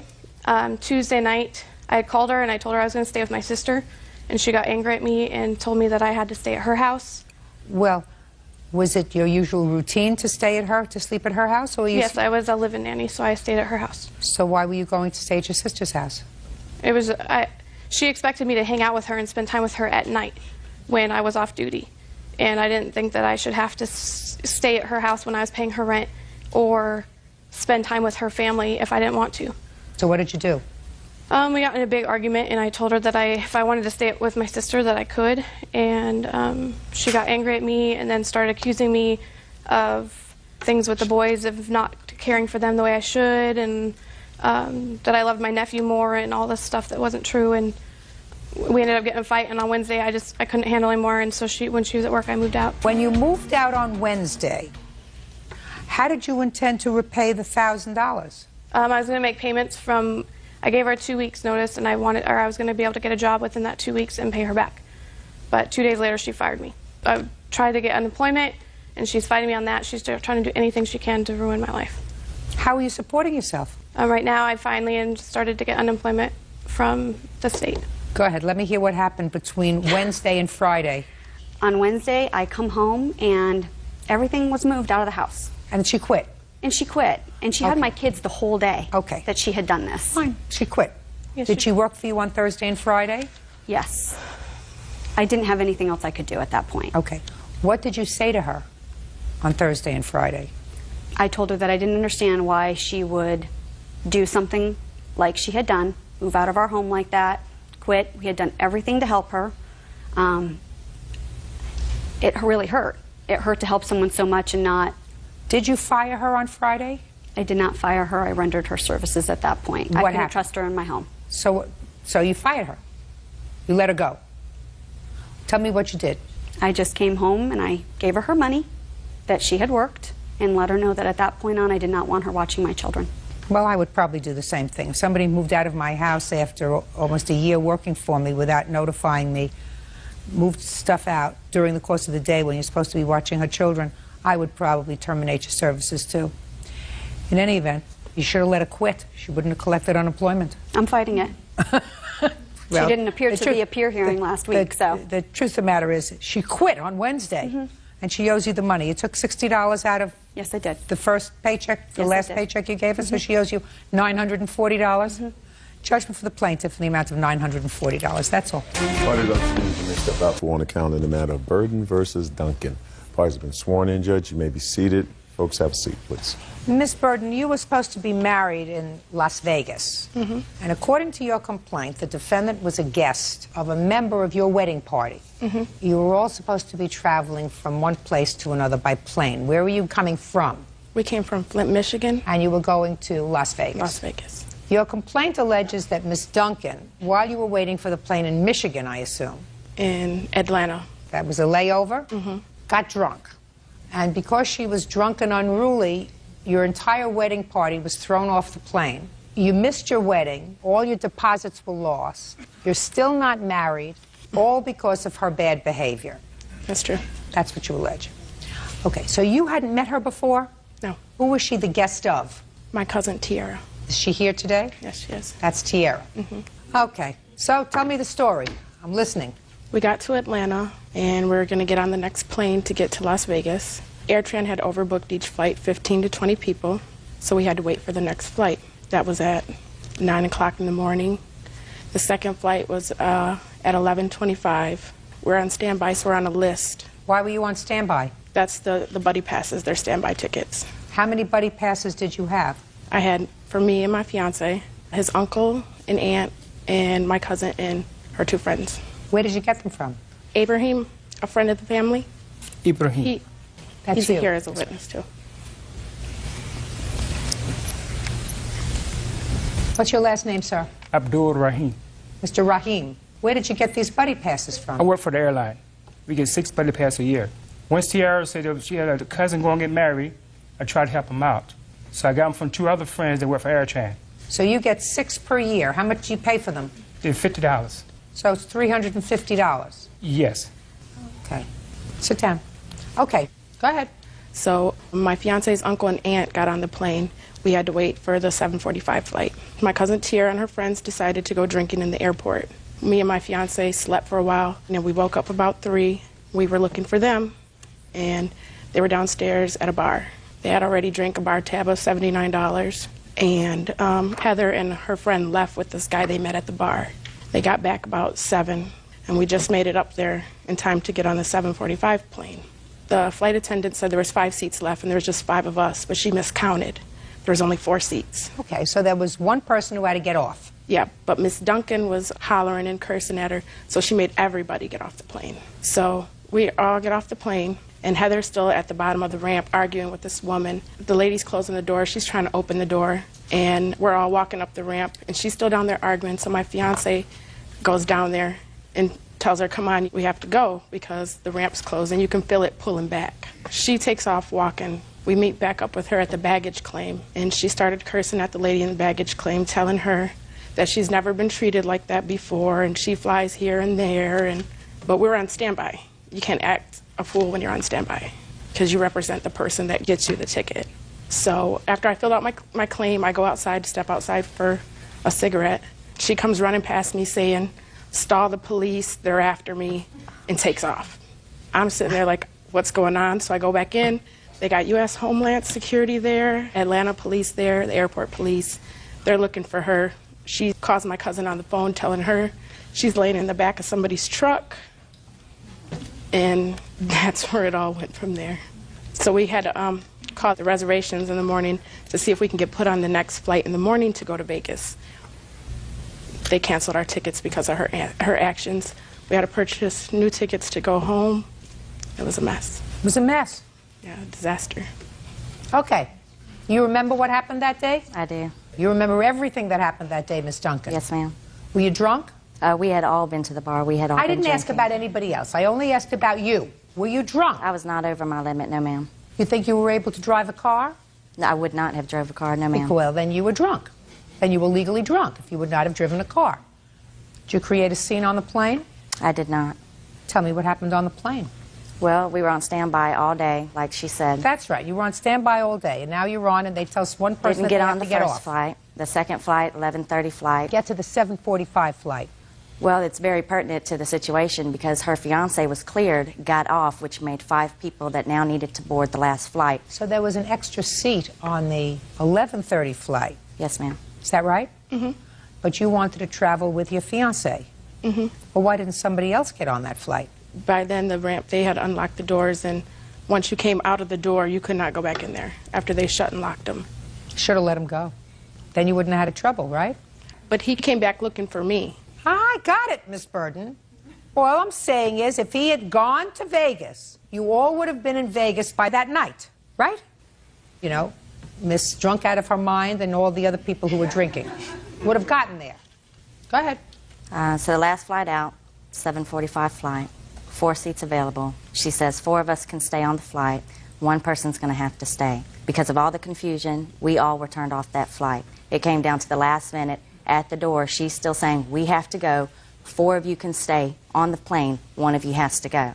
And all the confusion, we all were escorted off that plane. Well, the confusion, Miss Burden suggests, is because of your bad behavior. That is not true. Were you on the plane? Yes, ma'am.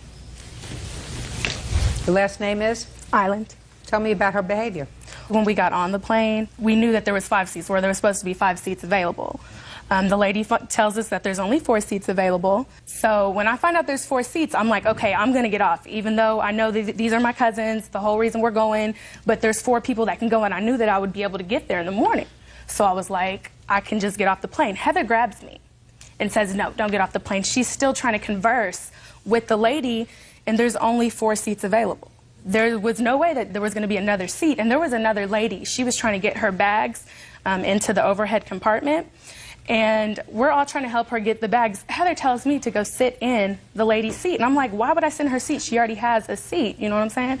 So that's really what happened on the plane. Good. You can sit down. You can stand up, sir. Why have you not yet married? Money-wise, we saved for a whole year to go to Vegas to get married. Well, what kind of deposits did you have there? I have receipts for everything that I put a deposit on and paid for. And I have police reports and statements from the Atlanta Police Department and Air I'd like to see the Airways. police report, please. Judge Judy continues in a moment. I think that when you cause somebody that kind of aggravation, there has to be some punitive action. I honestly don't feel so. The fact Well, I don't give a rat's behind what you think. And later today, I did not have enough money to pay the whole Why did you rent. get a job? I did get a job. Well, if you had a job and you're getting welfare and you're getting some child support, what did you have to ask for charity for? real cases, real people. Judge Judy. Alicia Burden claims her cousin's friend, Heather Duncan, caused her and her wedding party to be kicked off an airplane. Alicia says she had to cancel her wedding. Well, this is a letter from AirTran Airways directed to this gentleman who was employed by them, and it says, this is to notify you that your non-revenue and reduced rate travel privileges have been suspended for 180 days. This action is being taken as a result of an investigation into an incident concerning an individual traveling on your buddy pass under itinerary whatever. The individual in question is Miss Heather Duncan, that would be you, exhibited unprofessional and abusive conduct both towards our passengers and your fellow crew members. And you are responsible for all actions for your guest passenger, and you are responsible for notifying your past traveler of all policy and procedures. Well, you don't have to be notified to how to behave like a human being. They found that your conduct caused him to lose his privileges for 180 days. Can't hold your booze. And then the woman down at the luggage department says that you threw a pen and paper at her. You behaved very badly, Miss Duncan. We had been at the airport for 13 hours. We were all very frustrated. Nobody else caused the same kind of scene that you did. That's right. We were all very frustrated. Everybody was crying. Everybody was cussing. Our luggage was gone. I was the one that had to step up, talk to the lady about the luggage. No, and no, I did. You didn't talk to anybody. I did. You I were lost my screaming temper. profanity, and you lost your temper, and you threw a pen at her, and you threw paper at her. But I'm not so sure, Miss Burden, that all of you were thrown off because of her conduct. Our tickets were canceled because of her. You mean your buddy pass tickets? Mhm. So if you wanted to go to Vegas, you would have had to buy a ticket, purchase a ticket. Why didn't you do that? We wouldn't have no money to get home. What kind of work do you do? I pack parts. And you? I'm a homemaker. You are home together? Yeah, we live together. How long have you lived together? About 8 years. Yeah. 8 years. You have children, I assume? Yes. How many? 3. Well, so there's no real big rush about getting married. This is not a, you know, this is a marriage that's been coming on for 8 years. Yeah. And what's wrong with getting married in Michigan? That's what we're going to do now. Good. That's what you should do now. Yeah. You caused them a lot of aggravation, Miss Duncan. And I think that when you cause somebody that kind of aggravation, because you couldn't control your actions, there has to be some punitive action that's available. I honestly don't feel so. The fact Well, of the I don't give a rat's behind what you think. This is not a touchy-feely situation, madam. They planned this day, planned to be in Las Vegas, planned to have a wedding, and because of your bad behavior, they weren't able to do that. And I think that you are responsible for some of the pain and suffering, although I usually don't even like to entertain those lawsuits because of your bad behavior. Not only that, but you caused him aggravation as well. You were the only stranger to this wedding party, and you didn't behave yourself. Judgment for the plaintiff in the amount of $1,500. That's all. Parties are excused. You may step out. Well, she did the best job she could, so, you know, ain't really nothing I can do but keep it moving. It was very upsetting. I didn't get married. They should have gotten on the plane, and everything would have been fine. She got issues and problems that she needs to seek counseling about. They just wanted money. They got what they wanted, so, you know, keep it moving. The drunk ain't worth a piece of gum on the bottom of my shoe. And now the next case. All parties in the matter of Acree versus Jones. Step forward, please. 28-year-old Karen Acree is suing her ex-boyfriend, Donald Jones, for rent and utility bills. Donald is countersuing for rent, lost wages, and a loan to get her stereo out of pawn. Miss Acree, according to your complaint, you and Mr. Jones lived together for a period of time in a lease that you both signed. That is correct. There was a problem with an altercation that the two of you had. He was put out of the apartment. You claim he owes you some bills, some rent and utilities. Mr. Jones says that he paid up while he was living there. Once he was put out of the apartment, he has no intention of paying for rent and utilities. And he claims that you actually owe him money for some loans and assorted stuff. So he has a counterclaim. When did you move in together? In July of 2004. What was the rent on the apartment? $650. Who moved in? Both of us did. Anybody else? My daughter. So the three of you moved in? Yes, she's 5 years old. You get child support for her? Barely, but yes. What was the financial arrangements you had with Mr. Jones? He signed the lease as well, and he would be paying half of the rent. Was that your arrangement, Mr. Jones? Correct. Where were you working at the time, Miss Acree? I was in and out of jobs. I was working through temp agencies. So you weren't working steadily? No. And what about you, Mr. Jones? I work for County Road and Bridge Department, 10, 12-hour days. Steadily? Yes, How much were you earning, Mr. Jones? $1,200 a month.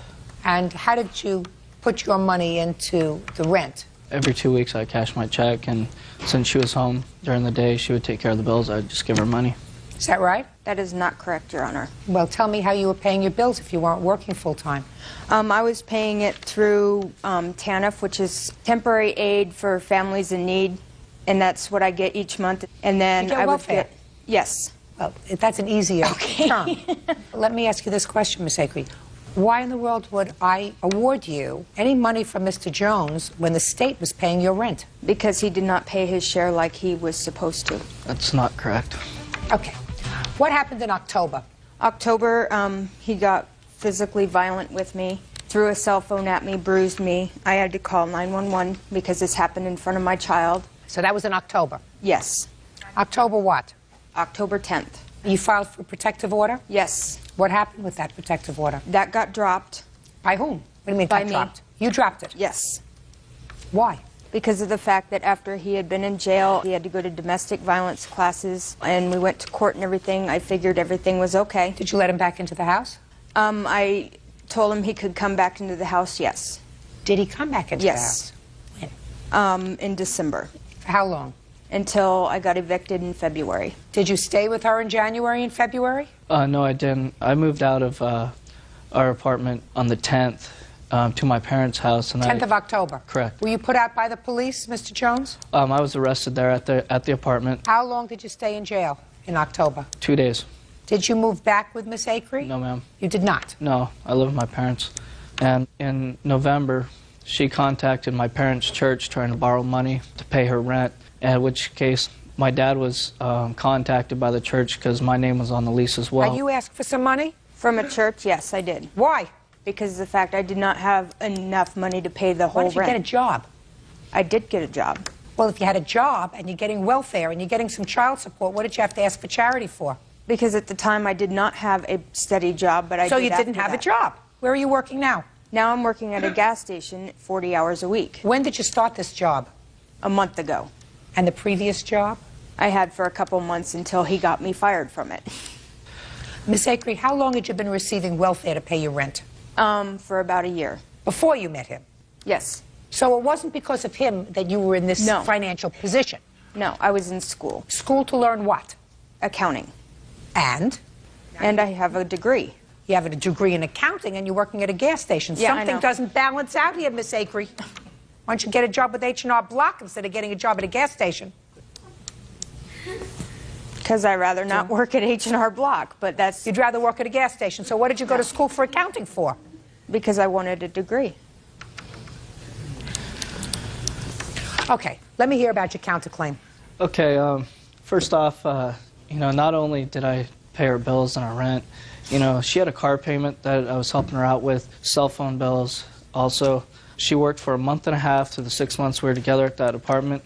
She also asked me for a loan of $150 to get a car stereo out of the pawn shop. Which so I is gave not her, true. So I gave her the $150. When did you do that? Do you have the month on that? No. Don't ask her. I don't know. I don't have that. Your Honor, I have the proof right here that it was not $150 and he went with me to the pawn shop. It was $54. What month? In March. March of what year? This year, 2005. What were you doing going to the pawn shop with him in March to get your stereo out of POC? I got it out this year because of the fact that I had to put it in there to make the rest of a car payment. What I don't understand is if you're not together with him, why do you call him to help you get something out of a pawn shop? He was calling me, actually, and he asked me, he told me he didn't want me to lose it.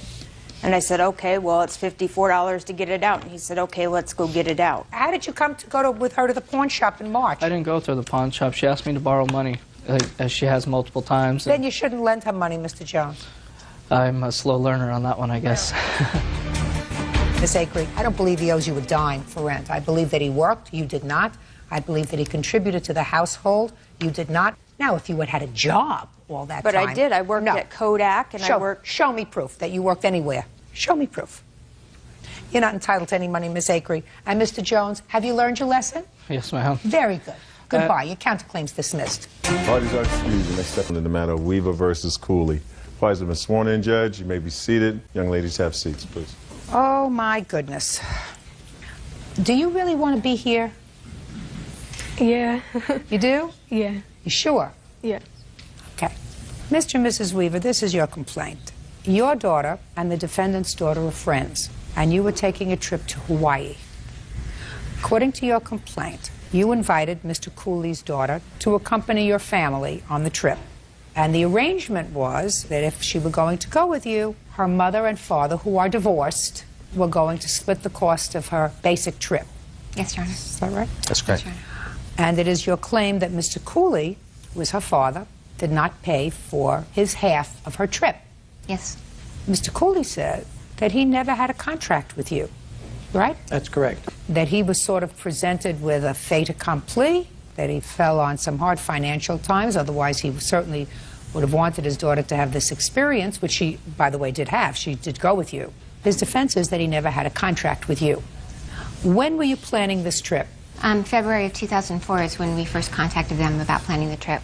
When you say them, who did you contact? I contacted Brittany's mother because Brittany lives with her mom, and we discussed the option of her being able to go with us. And what was the arrangement that you made with her mother? I told her mother that we'd be happy for Brittany to accompany us because she was our daughter's best friend, and that if she would pay for just the airline flight and then the expenses of the activities such as the snorkeling and et cetera that we did there, and that we would be glad to pay for all of her food and then any of the other miscellaneous expenses.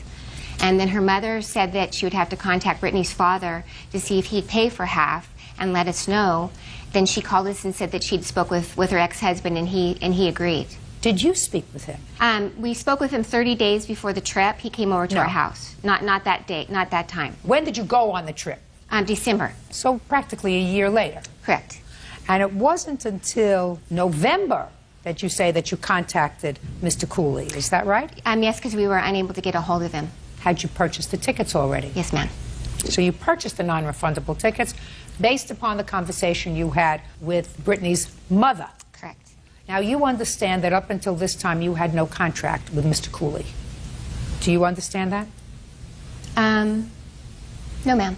Well, I'm going to try to explain it to you. Okay. What you did was you had, at best, a contract with Brittany's mother to pay for half the cost of the trip. Brittany's mother cannot obligate Brittany's father to pay for the other half. She can't say he's going to pay for the other half and in any way obligate him. Do you have a sibling? Yes, ma'am. Brother or sister? I have two sisters and a brother. Okay, let's take the brother. He's easy. What's his name? Michael. All right, let's say Michael wanted to have his family room redone. So he went to a contractor, and the contractor said it's going to cost $10,000 to redo your family room. And Michael said, that's fine. I'm going to pay for half, and my sister promised me that she would pay for the other half as a birthday present. So you go ahead and you do this renovation for $10,000. Michael gives him $5,000 and says, go get the other $5,000 from my sister. What's your first name? Susan. Susan. Goes to Susan. Susan says, listen, I told him if I could, one day I would like to make a present of $5,000, but I never agreed to pay you $5,000. I didn't have a contract with you. You want your money, go to Michael. Now do you understand? I understand that, ma'am, yes. He may have agreed to something, but up until November, I just want you to understand you had no contract with him. Okay. Yes, ma'am. Thank you. Got it? Yes, ma'am.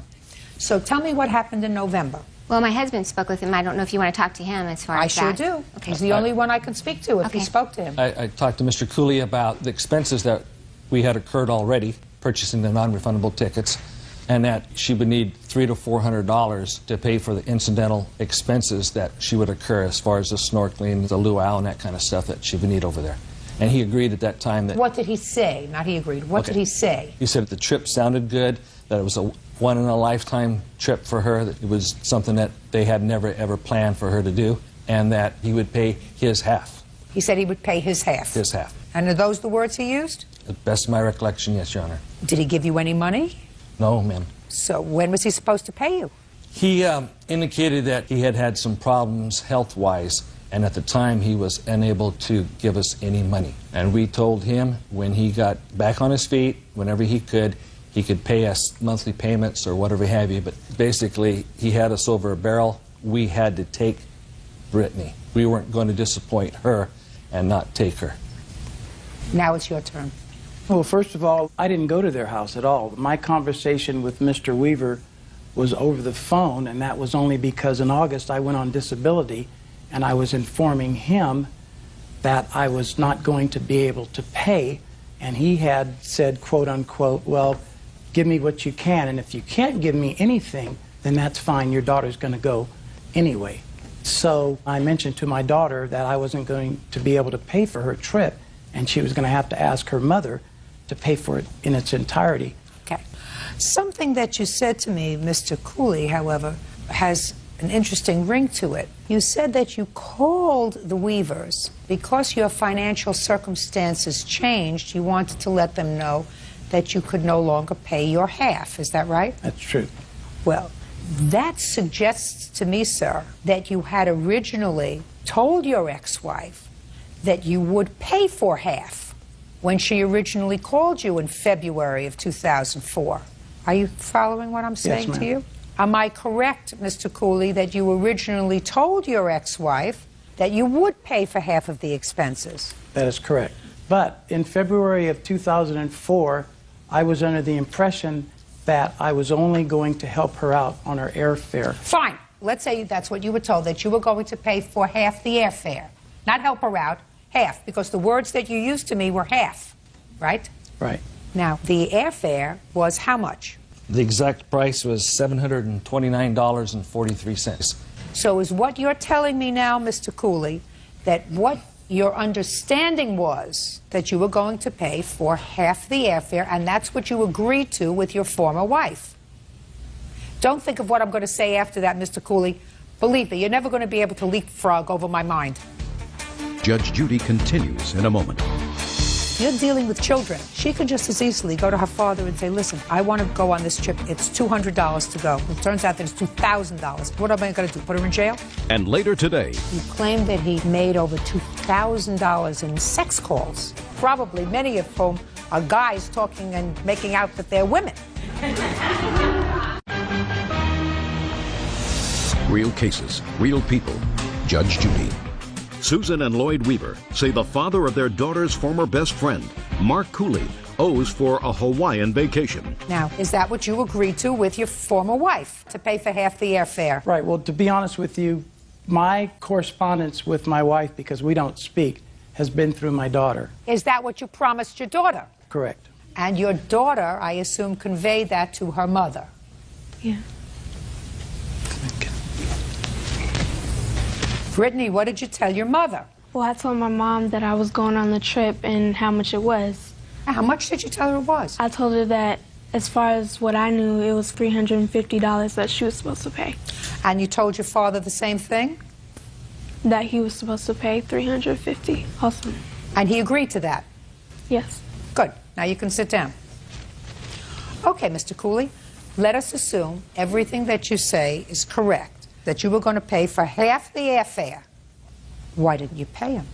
Well, in August, I went on disability, and so my whole financial situation changed. You already said that to me. But at this point, they had non-refundable tickets, and one way or another, your daughter was going to go. Did you ever think, sir, of saying, I have to send the Weavers $50 a month because I agreed to do that? They took my daughter on a trip. I had a contract with them to pay them half, according to you. Not according to them, but according to you, half the airfare for your daughter. When I gave them the $150, there was somewhat of an agreement that I could pay monthly. When did you give them $150? I gave them $150 upon them coming back from their trip. Give me the date. You have the date? It was January 6th, Your Honor. And you cashed that check? Yes, ma'am. Good. So that's January, February, March, April, May, June, July, 6 months later. And you haven't given them any money since? Well, in April, the tides had turned because they kind of sent me a threatening letter, or at least I thought it was threatening, informing me that we don't want any ill feelings toward you or your wife, This could affect our daughter and your daughter's friendship. They're absolutely right. It's a very good reason for you to send a check and say, I'm sorry, I told you that finances were really tight. I realize that this is my obligation. Here's $50. Here's $30. Here is something to demonstrate that I recognize that this is my obligation. You have a letter like that? No, I don't, Your Honor. Well, that's the wrong thing. You did the wrong thing, sir. Mr. and Mrs. Weaver, the only contract that I can ascribe to Mr. Cooley is for half of the airfare. And I say that because that's what his daughter says that she told her mother, and she told him. So, unfortunately, what? We sent Mr. Cooley 3 letters advising him that he still owed us money. He sent us a letter back. And in that letter, he said that it's not verbatim. Show me the letter. You got it, ma'am? If what you're saying to me is he acknowledges anything more than Yes, the Your Honor, it does. airfare. The letter's several pages long, Your Honor. The first page shows that he agreed to pay half. Well, let but me it just see. says to pay half of Brittany's expenses. Another letter. The whole letter. Uh-huh. And, Your Honor, if I may just say one more thing. Brittany's mom paid us the $550. I don't care that what she she owed did. us, so she knew that half of it was $550, Listen if I to just me. might say that. You cannot ascribe anything to him that Brittany's mother knew. Okay, I won't say anything else Nothing. about that. If you want to have a contract with somebody, you have to talk to them face to face, or you have to speak to them personally over the phone, and then memorialize it in a written document that is signed.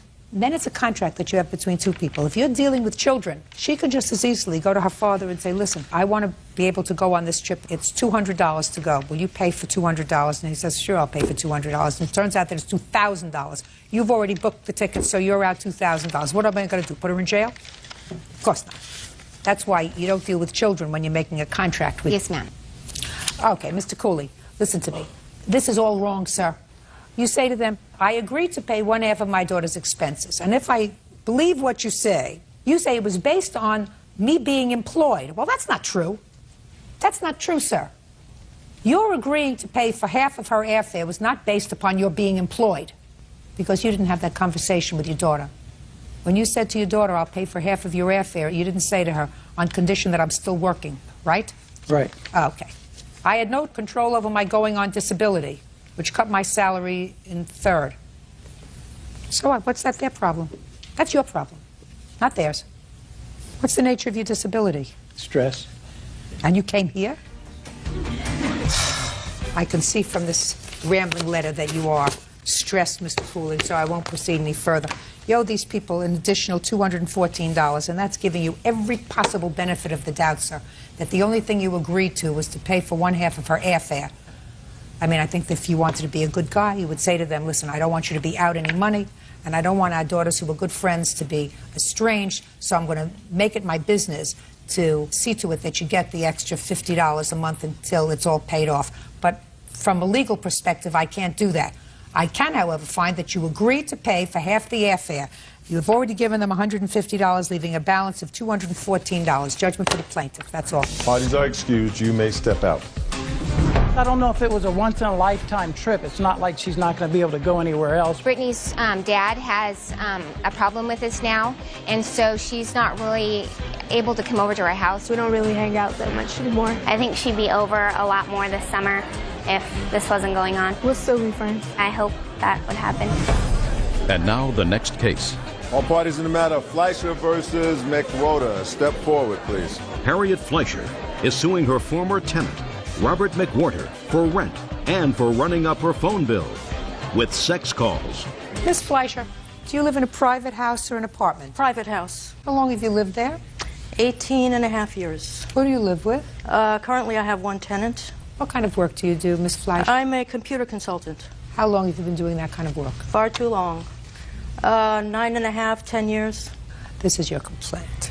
You rented a room to Mr. McWhorter, who was a friend of yours and going through some difficult times. You said that you would allow him to come and stay in your home, $100 a week, and you claim he left owing you some rent. That's correct. Which is really not what you're complaining about, because he acknowledges that he owes a couple of $100s in rent. You claim that he made over $2,000 in 1-900 sex calls on your phone. That's correct. Mr. McWhorter said, I didn't do that. When were you living with Miss Fleischer and Mr. McWhorter? Approximately right before Thanksgiving till the 23rd of December. So maybe November the 20th? Yeah, it was a Saturday when I moved in. To So December what? 23rd. You have a copy of your phone bill? I do. I have a I'd copy. like to take a look at it, please. I had spoke to Mrs. Fleischer when I returned from my trip, and she verbally told me over the phone, I took her word for it, I never physically saw the bills myself, that it was between $900 and $1,000. Look at me. What difference does it make how it was 900 and 1,000? I read your answer, Mr. McWhorter. Your answer says, I didn't make those calls and I don't know who did. So is now what you're telling me, sir, that you did make these calls, you just didn't know the extent of the bill. Is that what you're telling me? Correct. All right. Well, that's a little different from your answer. I know that sometimes I can be a little intimidating. That's a very good thing. So I don't have to go through these bills and humiliate you to see how long you stood on the line with these people, probably many of whom are guys talking and making out that they're women. Go find a nice girl, Mr. McWhorter. Get your own phone. May I interject here, Your Honor? Oh, if you have to. Robert told me that he had his own phone when we made arrangements for his moving in. Miss Fleischer, doesn't make any difference. Okay. His story now, after he took a look at this kind face of mine, was, I acknowledge I made the phone calls, that I was stupid, right? Varies. I was unthinking, right? Right? I'm dying to pay you and get out of here because I'm humiliated. And don't humiliate me anymore. Yes, Your Honor. They could all be so easy. Here are guys pretending to be women? Yeah, I saw that in a movie once. You know, there were guys that just raise their voice and they sit there and they make other people feel foolish. It was in some Jack Lemmon movie or something. Remember Jack Lemmon? Remember Jack Most Lemmon, people don't yeah. remember Jack Lemmon. I remember Jack Lemmon. May I say something, Your Honor? What? I have explained to Mrs. Fleischer that I'm an alcoholic and I did have gone through several blackout stages. That's why. No, I'm putting it on the table. Listen, I gotcha. I understand. And this is part of my recovery is to make amends for whatever damages I have. So why did you done have in to the come here? Why couldn't you tell her that outside? I attempted to. I didn't know that I was even actually have been taken to court until. Well, where did you think you were going? To Never Never Land today? No. How much do you owe for rent? I believe it would be between $100 and $200. He left owing $200 in rent. Okay. On a week-to-week, there's a 1 week, as I understand it, a 1 week... There's a 1 week nothing. Don't go crazy. Okay. He owes you $2,652. Okay. Should have taken care of this before you came to court, sir. Do you understand? Yes, I do. Good. Your Thank Honor? you very much. That's it. Parties are excused. You may step out. Johnson versus Ishmael. Parties have been sworn in. You may be seated. Folks, have a seat. Bert, I'd like you to do me a favor. Since there is a potential for there being some serious yelling there by me, you can take these two children and see to it that they amuse themselves elsewhere. Gotcha. Come this way.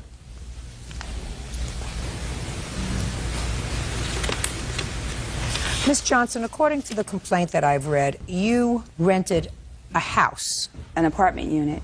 Or an apartment unit in a little complex. Yes. Where the defendant also lived. Yes. The owner of that apartment unit is her mother. Yes. You, according to you, have the right to use the driveway because the driveway can only accommodate one car, and if a second car is pulled behind your car, you can't get out. Yes. So far, is that right? Yes. That the unit is rented to the plaintiff. She has the right to use the driveway. I don't know what agreement they had. Do you have an agreement? Yes, I do have I'd an like agreement. to see it, please. That the agreement, the landlord gave her a copy of this. She has a I'd copy like to of see that. it, please.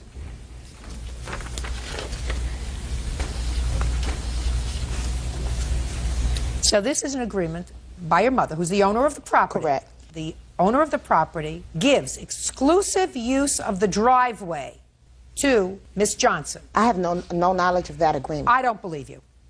In any event, you are bound by it. Okay, can I ask you a question? If I don't know anything about it, how am I bound by it? Because I have no copy of that, no knowledge. Listen to me. I find that you knew that you were not supposed to use the driveway. Don't speak. Okay. Just listen. Okay.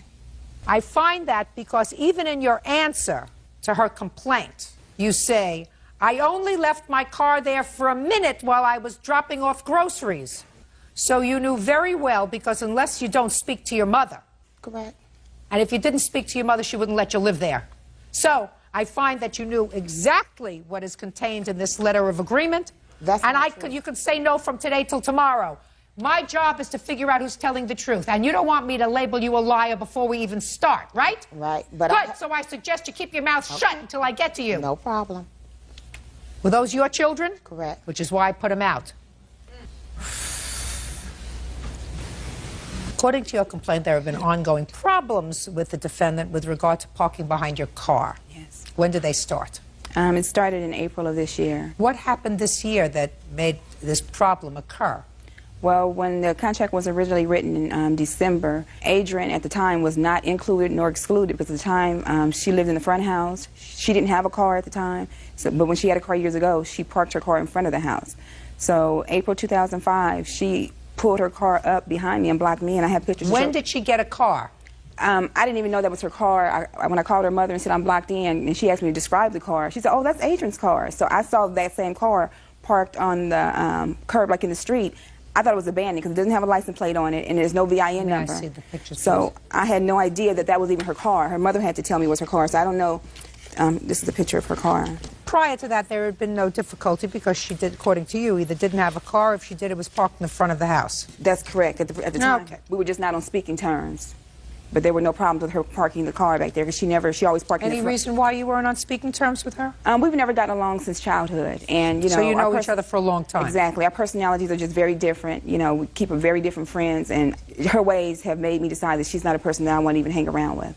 Okay, so the first time was in April. In April. When was the next time? The next time was on April 15th. She blocked me in for about 4 hours. I called the Department of Transportation and the police, and they called me on the phone to find out 4 hours later if the car had been moved. And by that time, she had driven off. The next time she blocked me in was on May 20th. She blocked me in for about an hour. Did you ring her bell? Did you try to call her? Yeah. Oh yeah, I definitely did. I always, you know, I holler, because our door, the way my door sits, is her backyard is my front yard. So I call her, or I have my daughter go knock on the door. I don't have her phone number, and she wouldn't let me out. She'd be like, I'll move my car whenever I want to.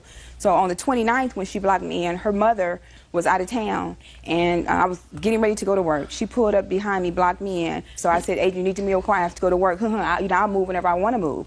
So she walked into the house, and I'm like, no, what am I going to do? The police called me 4 hours later. They never showed up. So I figured the best way to get her to move her car is to make her feel like a caged rat. I closed the gate, here's a picture of the gate. I closed the gate and locked it.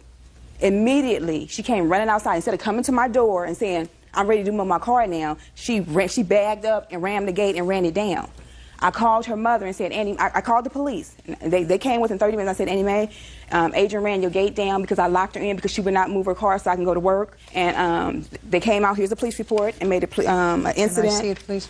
This is the police report. It's the letter. The police report. It's the letter from. All right, that's May 29th. Let me look at the police report. Okay. Her mother signed this report. That's correct. Okay, so your mother signed this report against you.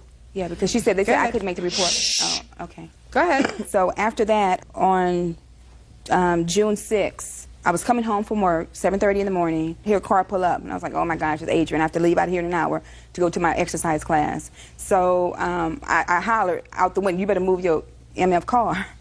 And she ain't moving nothing, you know. So she went in the house, and I'm like, well, what am I going to do? Because I'm not going to miss I lost 60 pounds, I'm exercising, I'm not going to miss my class. So I decided the best way to move her car was to bag it out. And I bagged her car out into the street where it turned into the curb. She got upset, came out of the house. Oh, you done did it now, you big B. Judge Judy continues in a moment. You are lying to me because any sensible person. But you don't know me to say that. Whoa, I know you. No. I know exactly who you are. Get your hand off your hip. There's only one attitude here. That's mine. Real cases, real people. Judge Judy. Lynette Johnson says her cousin, Adrian Ishmael, damaged her car and her driveway gate. Adrian says Lynette pushed her car into the middle of the street. So you pushed her car out? I did. With your car? With my car. And so she got upset. I saw her, she jumped in her car, got her key, she came around, and I saw her coming, so I quickly closed the gate, I locked it, and she rammed the gate into my car. And that's where I have the damages right here. Can I see it? And her landlord kept telling her, you don't have any business there. The police come out, here's the police report. You have no business being there. You can't explain why you're there.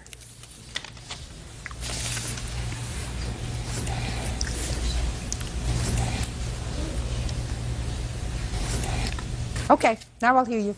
Okay, first of all, that's a total lie. Let's start with 2 days that I'm interested in. Okay. The first one is May 29th, when your mother signed a police complaint against you. I agree. I admitted to the vandalism. I did do that. Okay. Why did you park your car behind her car, fully knowing that you were really rendering her unable to move because your car was there? Because that's not the truth. First of all, can I explain my story? I usually do park in the front of my house. I was getting my house painted.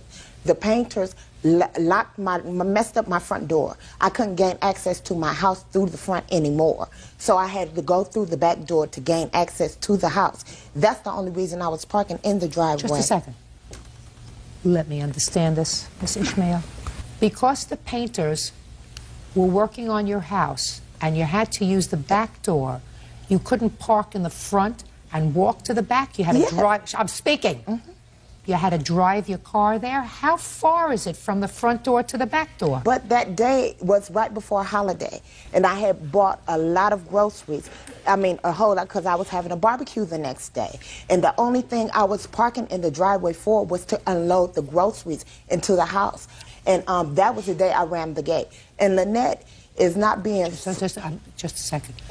Now let's get to June 6th. Okay. There was no holiday, no barbecue. Right. So what were you doing parking behind her car again? Just unloading groceries. You already had a major problem a week before. What were you parking there for? Because, like I said before, I did not have a copy of any agreement. You said you don't believe me, but I have no reason to lie. I had no account of that. That agreement was not between me Miss Ishmael, let me explain something to you, madam. Your mother signed a complaint against you. No, she did not. Listen to me. Did not. That was No. You listen to me. Okay. Your mother signed a complaint of vandalism on the 29th of May.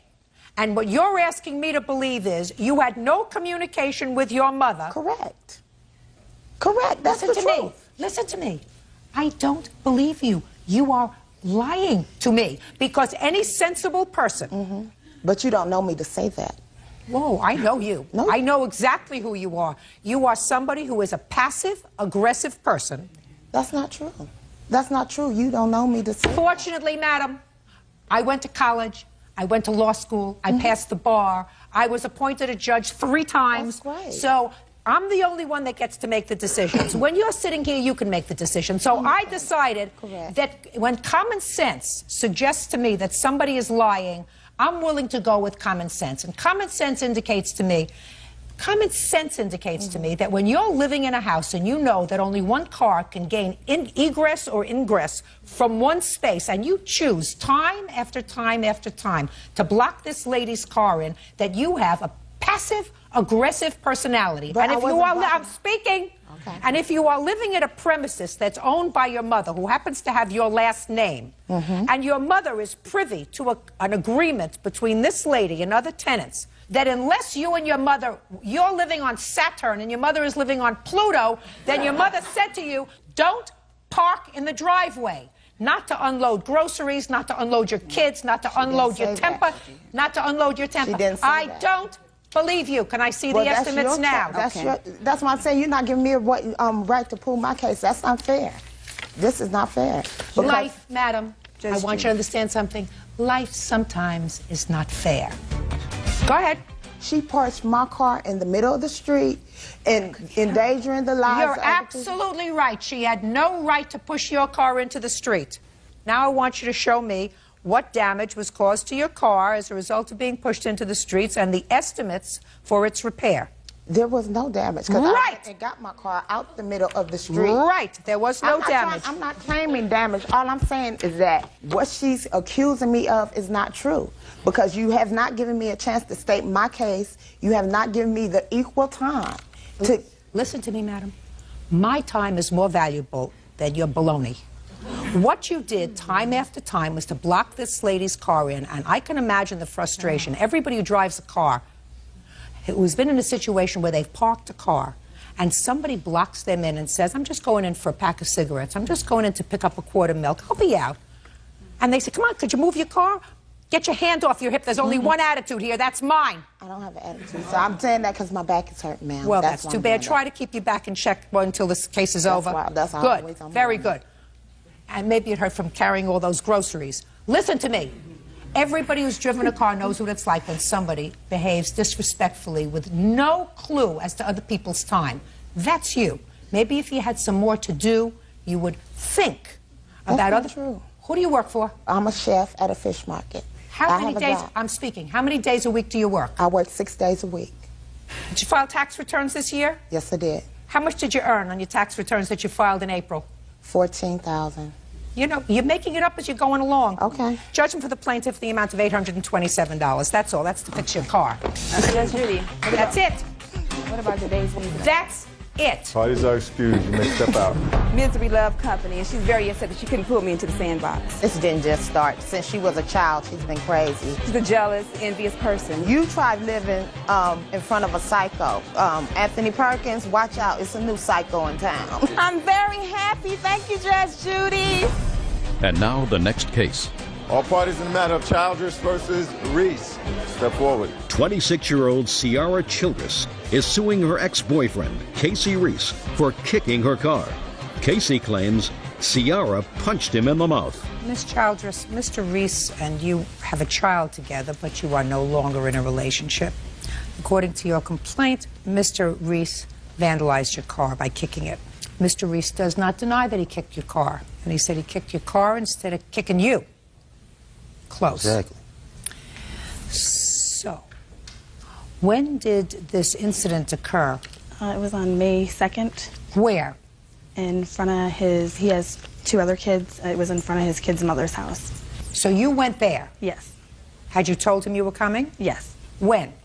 About maybe 15 minutes earlier, I was coming to get a cell phone from him. What happened when you got there? He came outside, and we were arguing. We had been arguing. Why were you arguing? Just different things. You want to tell me? Yeah, I can tell you exactly what happened. Ciara came over to get the phone. Why did you have her phone? Actually, it's my phone, but you know, she does pay the bill. Just a minute. Why does she pay the bill? Oh, for her to keep in touch with. Why do you want to keep in touch with him? Because of my son, but I don't do that anymore. Okay. So you're coming to get the phone and you were annoyed. Right. Because basically... Keep going. He doesn't do anything. I was bothered. I was trying to get my child support, different issues that not consistent with getting my child support. He had disrespected me. I think at that time he was speaking with somebody on the phone in front of me, on my phone, and I had hit him. He hit me back. You mean on this date? Yes. On May 2nd, you hit him? Yes. And he hit me back. No, I hit your car. He hit me back. Well, you had no right to hit him. You're right. What did you expect him to do? Just suck it up? I guess so. Well, you're wrong. Apparently. Apparently. You think you're going to hear from my mouth, you're not supposed to hit a woman? Not from my mouth. You hit him, and he's allowed to defend himself. Okay, Mr. Reese, so she hit you. Where did she hit you? In the face. And what did you do? See, what happened was when she hit me, she raised up the window, so I kicked the car. We were outside. I was outside. We were outside. How'd I hit you in the car? We were outside. Easily, I slapped him. He punched me in my arm. He ran into the house. He came back out talking about his lip something, came out, kicked in my car 3 times. What do you mean talking about his lip? His lip, apparently, I hit him in the mouth. Apparently his lip was whatever. I had a bruise on my arm. I don't care about your wrong. Okay. I don't care about your wrong. Okay. I care about your lip. Was your lip bleeding? Yes. Because it wasn't a slap, because he must have punched you. Mm-hmm. I didn't. And let me see the damage to your car. I did not punch him. I slapped him. Well, you may have slapped him, but you slapped him hard enough to make his lip bloody.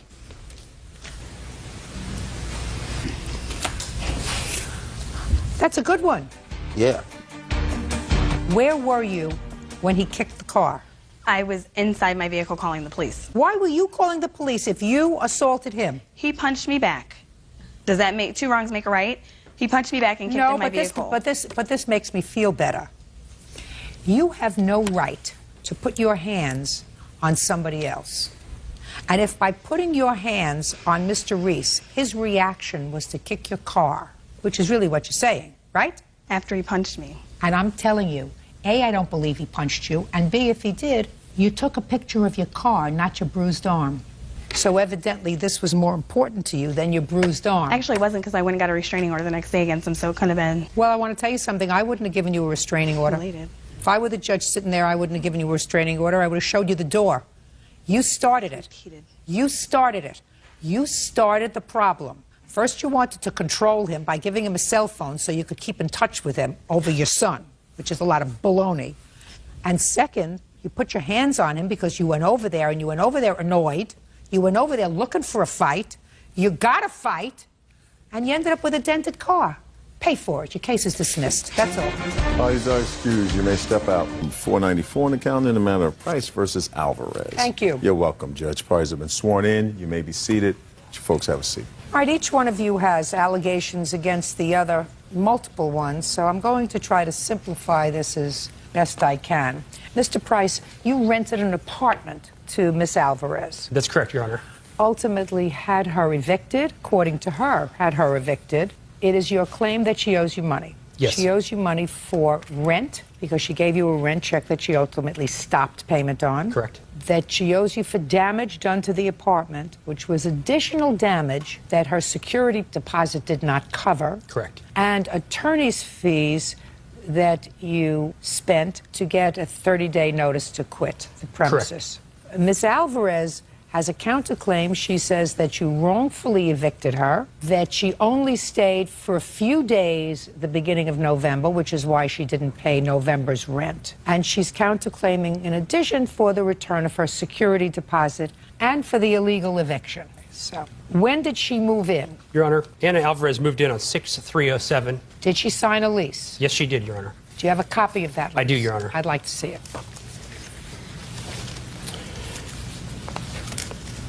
Copy of her lease.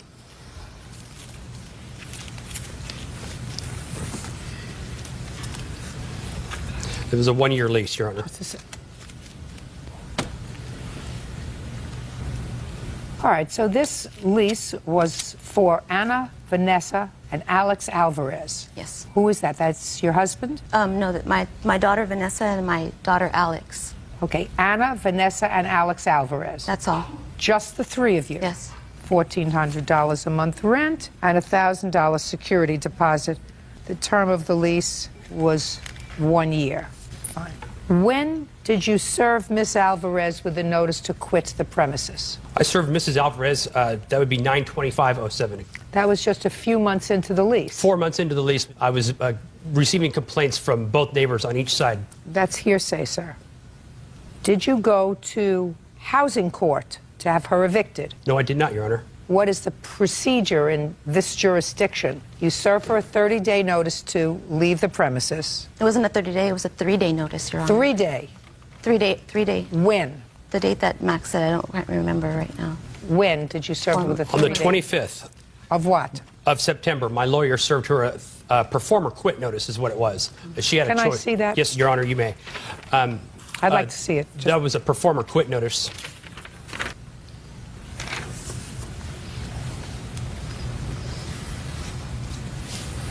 For being wrongfully accused, Your Honor.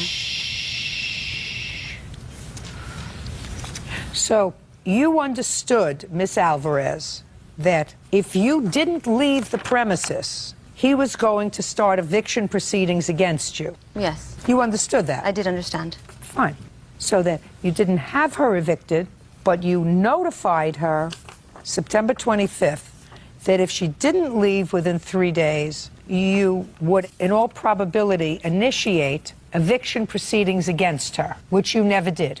Correct, because she decided to perform. Just a second, but you never did. Never did, Your Honor. Okay, when you received this, Miss Alvarez, what did you do? I panicked and I went to the police department and showed the police department and told the police department they're wrongfully accusing my 2 daughters. Just a second. What did you do?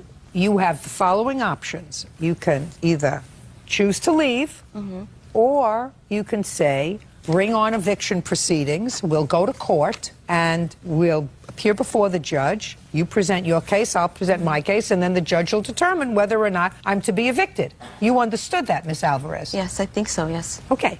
At some point, you chose to leave. At some point, you chose to leave rather than having him start formal eviction proceedings. I didn't leave till November 3, 2008. I stood there and paid my rent month to month and did all that. But you chose to leave rather than to have eviction proceedings start. Is that correct? No, Your Honor, that's not correct. Well, it was correct, Ms. Alvarez, because you have the two choices. Either you say, listen, you don't have a case against me. We didn't do anything wrong. Right. And therefore, if you want to evict me, go to court. Okay, yes. And have me evicted. That's correct, Your Honor, yes. This just says to you, if you don't leave on your own, I may start eviction proceedings and you will be responsible for the costs of the eviction proceedings, my attorney's fees. When I spoke to Max about that paperwork, he told me to rip it up. I jumped the gun. It was my mistake. The neighbor wrongly accused your two daughters. It wasn't them. Don't worry about it, Anna. Just throw it in the trash. Don't worry about it. So I said, phew.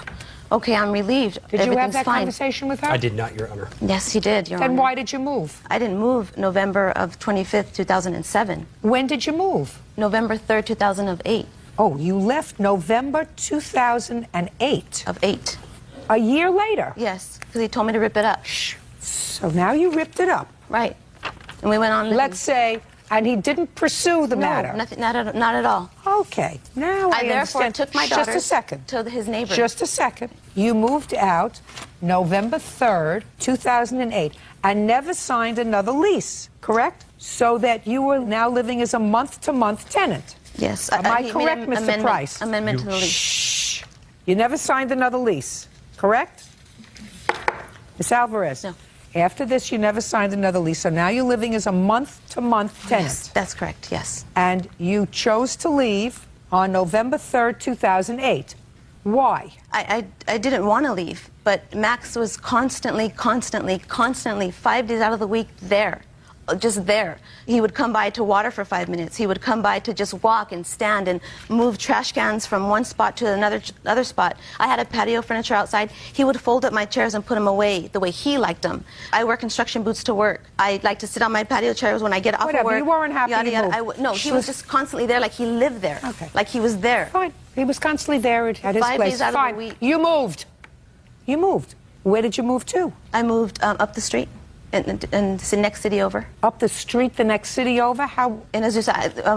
Where I used to rent from Max was Glendora. I moved into Azusa. I had to you move went to right a new away. town? Yes, I did. Did you move into a new apartment? Yes, I did, Your Honor. Why didn't you move out on October 31st? October the 31st? Yes, 2008. Because I just didn't. Well, you can't stay there in November without paying rent. I did give him a rent check. I gave him a rent check. I stopped payment because he came into the house. Max came into my apartment. The reason why I left, Your Honors, Max came into the apartment 3 times without me knowing, with no notice, notice at all. The very first time when I first moved in, he came in to rearrange furniture. I'm not interested in the very first time you stayed there. The second time he came in with my daughter there. When? I believe that was August 20th. My daughter panicked and called me at work. August 20th of what year? August 20th of 2008. Okay, but you didn't leave until November of 2008. I went to the police department. They told me what to do. Don't tell me what the police told you. Real cases, real people. Judge Judy. Max Price says former tenant Anna Alvarez owes for stopping payment on a rent check and for damages to her apartment. Anna is countersuing for 2 security deposits and lost wages. My question is a simple one, Miss Alvarez. Why didn't you move on October 31st, 2008? Then there wouldn't be an issue about November's rent. You owe him for November's rent. You were there in November. I was there in November for 3 days, Your Honor. I don't care whether you were there for an hour in November. My question to you is a simple one, Miss Alvarez. You moved to a new town. Why didn't you move on October 31st? There's a simple answer for it. I gave him a 30-day notice. I let him know that there was a check there from October the 15th to November 15th. That was when I was going to leave. He proceeded to come over, October 15th to November 15th. Is that when you paid rent? From the 15th to the 15th? Yes. Is that right? No. November. I paid rent from November 1st to November 15th. I gave him a $735 check. Okay, so you paid him for the first half of the month. Yes, I did, Your Honor. And then you canceled that check. Yes, I did, Your Honor. Because he came into my apartment again without me knowing. When? That was November the 3rd. November the 3rd, I got a message from him saying I went into your apartment again without me knowing. I was still there. We were still moving out. What did he go into the apartment for? Same reason why he went into the apartment the other two times. I have no idea. On August the 20th, I was working on the unit up in front. There's 2 units on one property. Working on the unit up in front, walked down the little parkway to get something from the back, and I noticed a stool outside of a bedroom window with that window broken with the window broken. It wasn't broken. It was. Don't. I gave you a chance. He didn't interrupt you. The window was broken, and it looked like somebody had broken into the unit. I went around to the back as where I was heading. I knocked on the door, knocked on the door. Her daughter, Alex Alvarez, who's 16 years old, said, "Come in." She did not say that. I don't want you to speak. I said, "Alex, are you okay?" I said, "There's a chair on the outside of the bedroom window, and there is a broken window in your mom's bedroom. Is everything okay?" She said, "Yes, everything is fine." I said, "I need to enter the property because I need to fix this broken window." Do you have any receipt from the broken window? Yes, Your Honor, I do. I'd like to see it, please. I have a tape recorder, Your Honor, that I want you to hear his message on my voicemail. I only have one. I have 23 of them of harassment, Your Honor. Put it down. Okay. Not a difficult case, Miss Alvarez.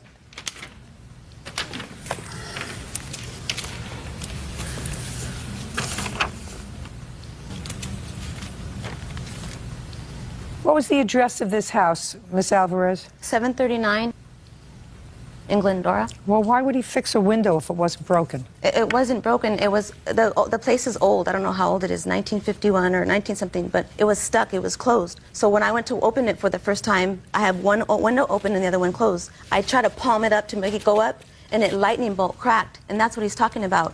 And for him to see that lightning bolt crack, Your Honor, he would have to be looking like he constantly. Miss Alvarez, you owe him for November's rent. The half that you gave him when you stopped payment on the check. How much was that? $735. $735. So far, that's what you owe him, Miss Alvarez. Now, there's an issue with regard to security deposit, Mr. Price. She already gave you a $1,000 security deposit. I would like to see the condition of the apartment that she had before and after. Okay. I have pictures here, Your Honor, along with receipts of before and after. There's before, the good ones are the before. I put $7,000, maybe $8,000 worth of before she moved in. The place was completely immaculate, brand new, and she will testify to that. She was very pleased and thankful that she was able to move into such a clean So these place. are the after pictures or the before pictures? Well, those are before and after, Your Honor. Well, what you're talking about is scratches on the floor, sir? Yes, severe scratches in which the tenant that has now living in the place has called me on it, and, well, they had to be fixed. I had a twin bed in the bedroom. They had to be fixed. Shh. I had a twin bedroom in the girls' room, and yes, one of the wheels of the twin bed broke off, so that's what it did scratch it. I do know. I am aware of that. I do know that, Your Honor. Well, then he has to have all these floors redone. It's just a small scratch in the bedroom. You can't just do one little piece, Miss Alvarez. You can't just do one little piece of a floor. You got to do the whole. You got to scrape down the floor, resand it, and then finish the whole floor. You can't just take a square and redo it. Would you show this to Miss Alvarez, please? I've seen the pictures of the floor.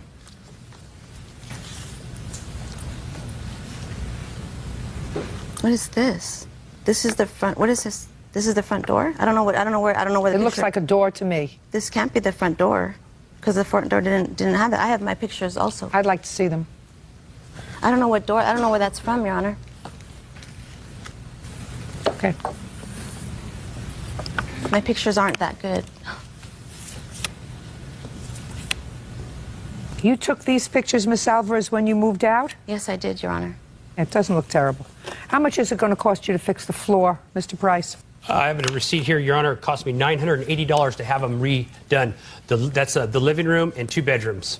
What was wrong with the living room? The living room pictures are also in there. It looks like the scratches to the living room, I could point them out to you, were maliciously done. Well, or it could have been from the dog that she should not have had inside of the house. We don't have a dog, I'm not Your sure Honor. where they came from. We don't have a dog, Your Honor. That's the picture of the living room right there. Just the living room, because I saw the... Yeah, these are bedrooms. That's the living room right there. And it's right in the center of the living room.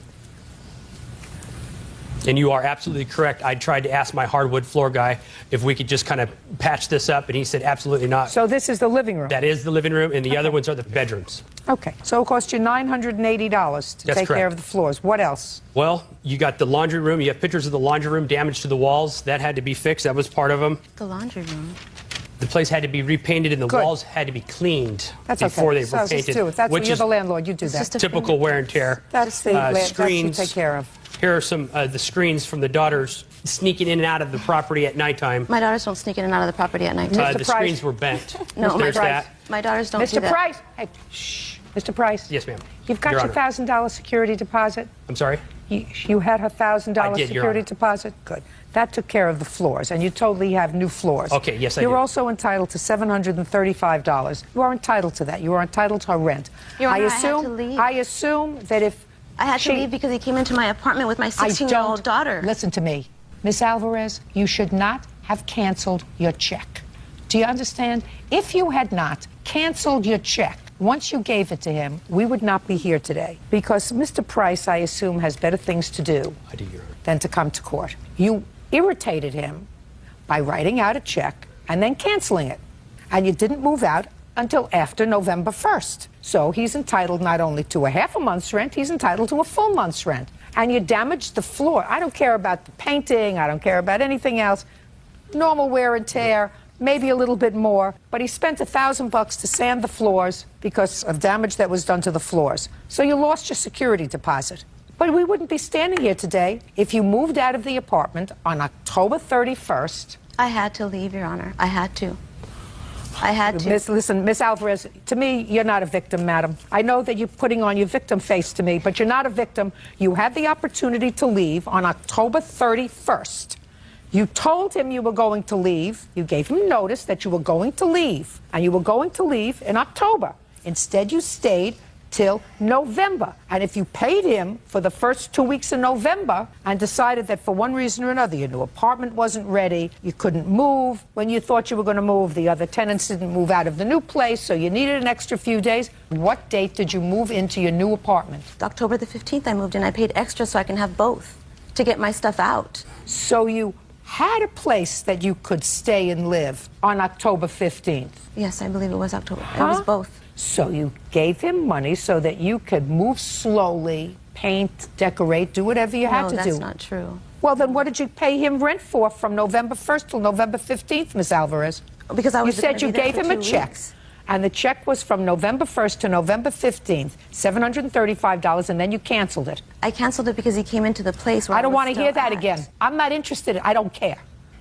I want to know why you gave him a check from November 1st to November 15th if you had another premises that you were paying rent on starting October I think 15th. it was October the 15th. I'm not sure. Judgment for the plaintiff in the amount of $735. Your counterclaim's dismissed, Miss Alvarez. That's all. Parties are excused. Felicia versus Cass. Thank you. You're welcome, Judge. Parties have been sworn in. You may be seated. Folks, have a seat. Mr. Felicier, the defendant was your landlady for approximately 6 months, and according to your complaint, she had you falsely arrested for both assault and menacing in September 2007. So you want to be compensated for your bail and the time you spent in jail. Ms. Cass says that you were, in fact, high on drugs, that she had every right to call the police because you behaved in a threatening manner, which she will describe to me. Describe this arrangement. Was it a house, an apartment building? She lived in a trailer, and I had just gotten a position at a Key Largo elementary school as a commercial electrician, and I needed somewhere to stay. So she rented me her screened-in porch for $400 a month. On what date did you move into Miss Cass's screened-in porch? Around January of 07. How did you find the screened-in porch? She had an ad in the paper for $400 a month. What did the ad say, if you remember? I think it said room for rent, $400. Did it have a included. bathroom? I had privileges to the kitchen and the bathroom inside the trailer, so I would sleep outside in the screened-in porch, and whenever I needed to use the utilities, I would go inside, no problem. And there was one bathroom in the trailer? Yes, there was. Who else lived in the trailer? Her by herself and her 3 dogs. How do you support yourself, Miss Cass? I have a pet sitting business called Precious Care Pet Sitting. You mean you take care of them in your trailer? No, I go to people's houses when they go out of town and take care of their pets. That pays the bills? Well, once in a while I had to add a roommate to help, but during the summertime it's slow, so I needed a roommate to help pay the bills. So why don't you tell me, Miss Cass, how it came about that you had the plaintiff arrested? Okay, Friday he came home and he was really happy that he didn't use any cocaine because he was starting a new job on Tuesday. Let's start again.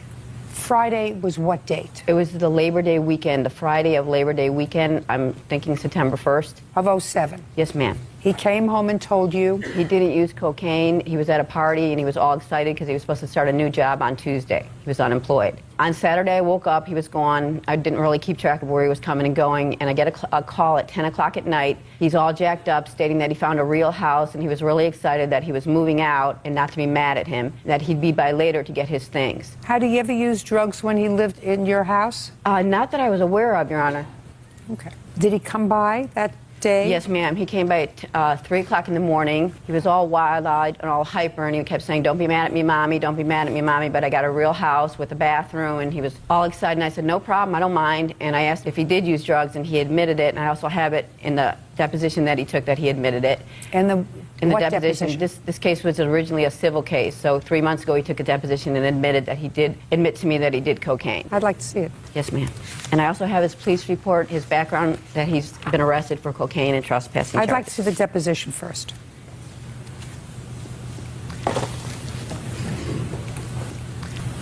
Did you sue her?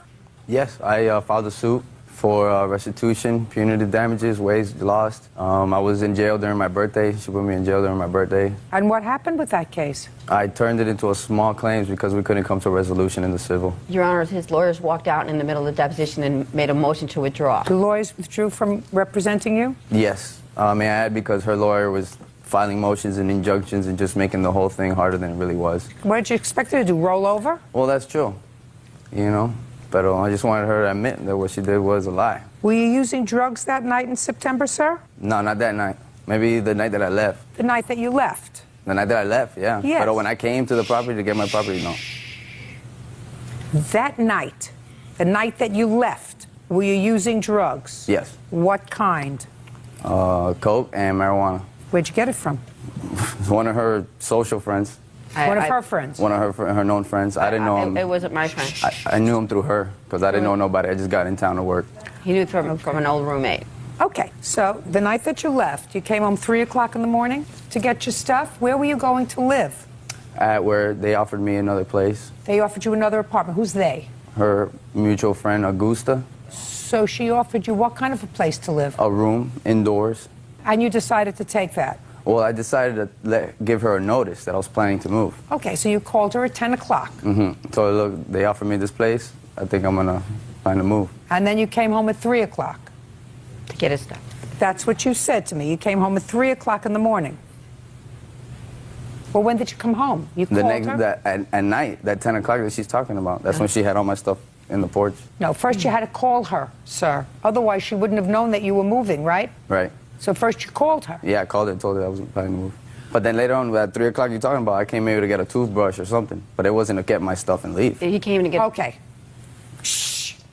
I don't know whether it is or whether it isn't. Whether he came to get his stuff or he came to get his toothbrush. Whatever it was. He was high. He came home to get his toothbrush. You had already packed up all of his things when he called you at 10 o'clock, you said, and put his stuff on the porch. The next day, Your Honor. The next night. What happened when he came home at 3 o'clock? When he came home at 3 o'clock on Saturday night, he was just all wired and telling me not to be sorry, and he went in the bathroom and cleared all his personal items out, told me he was getting some of his clothes and he'd be back Sunday to get the rest of his stuff. Fine. And then what did you do? I just went back to sleep, and then Sunday, Augusta came over crying at 12 o'clock, begging me to take him back. He did? The girl that he moved in with. Planning to move in with. So you didn't move in with her? No, I planned to move. What happened with Augusta? Well, when I told her that I was planning to move, and then I went back to get my toothbrush or bathroom belongings, like she said, she had my things on the porch. What happened with the other girl? So when I went to get to the property, she called the cops. The cops came. They said, "You can't do that to him. He has tenants' rights. You have to go through the eviction process." So you have so to they go told through me the for process. the night. They told me for the night, see if you can go somewhere, let the heat cool down. All right, no problem. I go to Augusta's house, and she followed. Just a second. When you went to Augusta's house, were you high? No. When did you get high? Probably the night before, because I was there maybe 2 nights. Go ahead. And then they told me to go somewhere for the night. I said, all right, I think I'm going to go to the lady that offered me the place. So I go to Augusta and say, look, this lady's causing me some drama over there. Can I spend the night over here? She followed me to that house after she wrote on the police report that she was terrified for her life. Even the police officer told me himself, well, if she's so scared, why she followed you?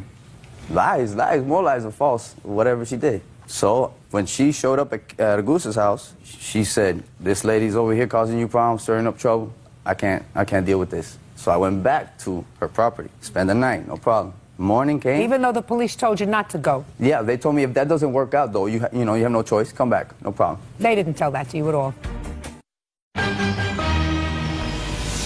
Real cases, real people. Judge Judy. Edgar Felicia says his former landlord, Karen Cass, owes for falsely charging him with assault and battery. Karen claims Edgar broke into her home and attacked her.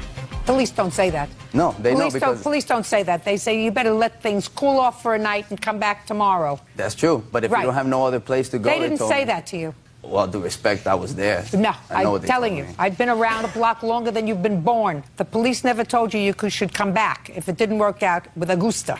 They told me to find somewhere else to stay for the night. That's right. That's what they told you. And if that didn't go well, to come back, okay, no problem. Oh. So I come back, and I sleep, I'm just telling you what they told me. I mean, you know what I mean? So I go to sleep, and I wake up the next morning late to work. I got fired because of this drama with her. I go to Publix to get me a little Aunt Jemima breakfast, and right when I'm coming into the trailer to open the door, she had it with the chain. Boom. That's when I started recording, which I have here the recording of what she's talking about, that I came in the house. And the whole recording shows I didn't even get through that door. How did you record that? On my camera phone. I had a camcorder on my phone. I said that was the only option I had. I had no witnesses around me. I already seen where this was going to go. So why did you go back there? What, that morning? Yeah. Because that's where I lived. That's where I lived. They told me, if you can't find nowhere to go, just go back. And when I went to work, I came home. She had all this locked up in the house. So what did you do? So then I just started recording. And she's on the phone talking to her boyfriend. Turns out her boyfriend called the cops. The cops come. When the cops come, they tell her, so what happened? She's saying, oh, I was banging in the door, whatever. And I've seen my mom get beat for 15 years, and I'd be darned I would put my hands on a woman. Sure, I have drug-related cases in my past, but I have never had anything violent. I mean, I weigh 150 pounds soaking wet. I'm not a threat to nobody, you know? And for her to accuse me of something that I did not do, and my dad had to send me bail money from New York. I spent my birthday in jail. I lost my job, and to add... You mean, do you think that none of that had to do with the fact that you were using cocaine? Nah, because that was like 2 days before. Listen to me. If you used cocaine 2 days before, you used it 2 days before that, and 2 days before that. Nah. So you just used it once in anticipation of your birthday? Is that what you're telling me? It was a get-together at her friend's house, so, I mean, they had it there, and it was just a little social, so we did it. So then later on, when I went back to the house, that's when she had all my stuff back. How many times have you been arrested for possession of drugs? I don't want to say. I believe twice. Background check. 99 and 04. Could it have been more than twice? Not that I remember. Shouldn't be. Well, you would know how many times you were arrested for drugs. Twice. 99 and 04. Now I'll take a look at the rap sheet. 7 times. Thank you.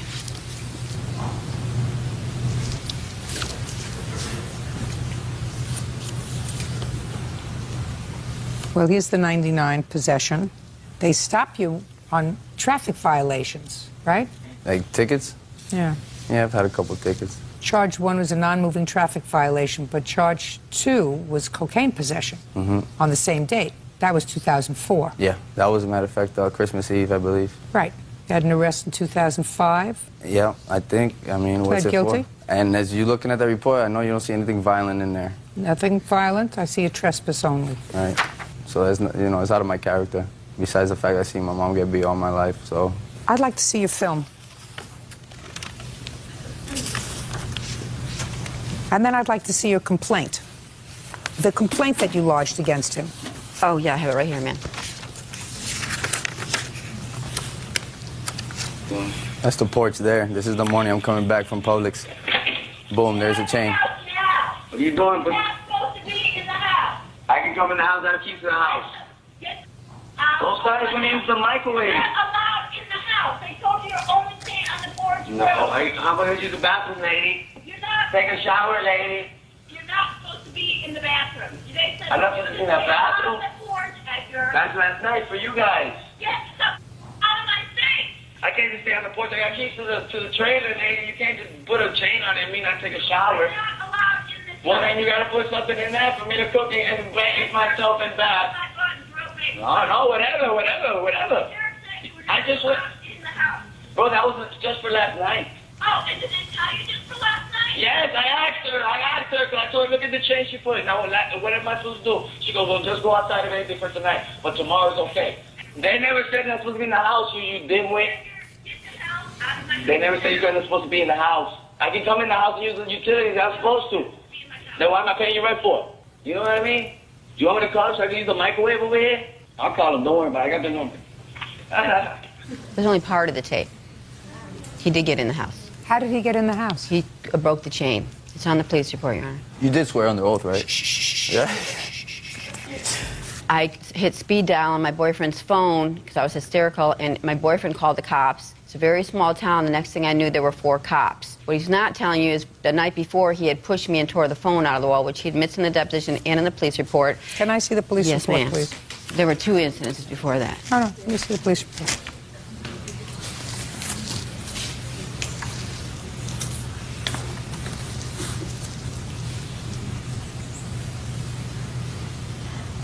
Would you please, I must be missing it. Would you give this back to Ms. Cass? Would you please show me where he admits that he pulled the phone out of the wall? Yeah, it's in the just show me. You say that in the police report he admitted that he tore the phone out of the wall. Show me in the police report where he admits tearing the phone out of the wall. That would be a violent act, would it not, Mr. Felice?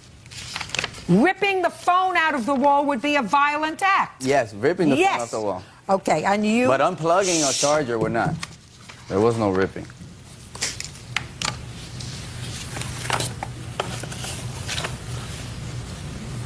Unplugged. Shh.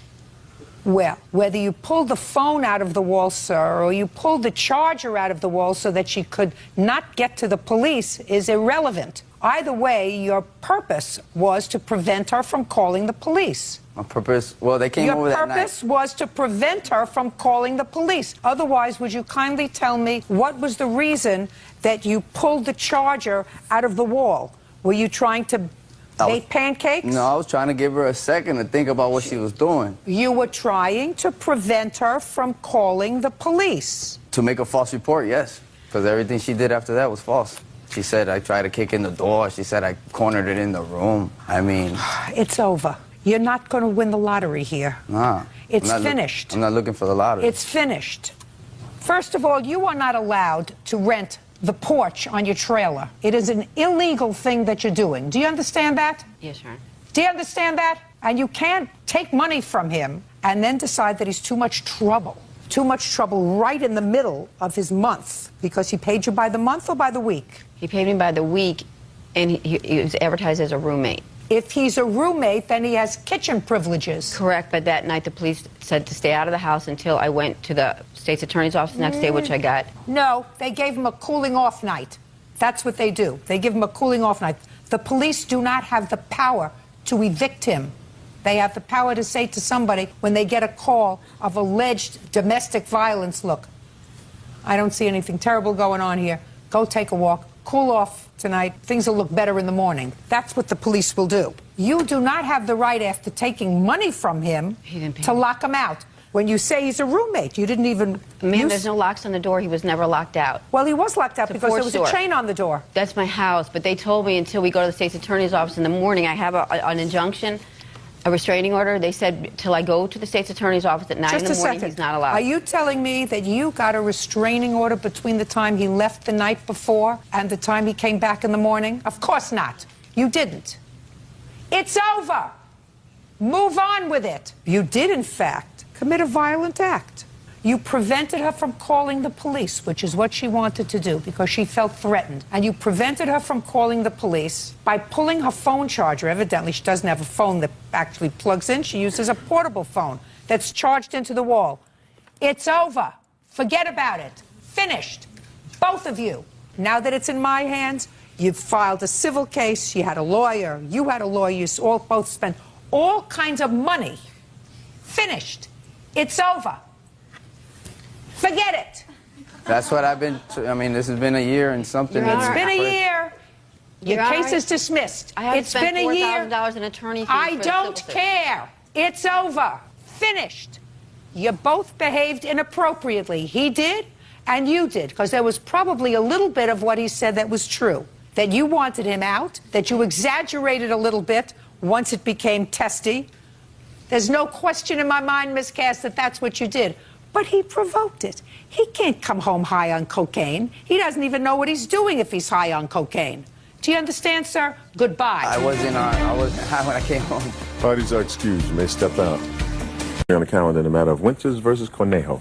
Thank you. You're welcome, Judge. Parties have been sworn in. You may be seated. Gentlemen, have a seat, please. Mr. Winters, you and the defendant were in a relationship for a couple of years, according to what I've read, lived together, and then the relationship ended, unfortunately, unamicably.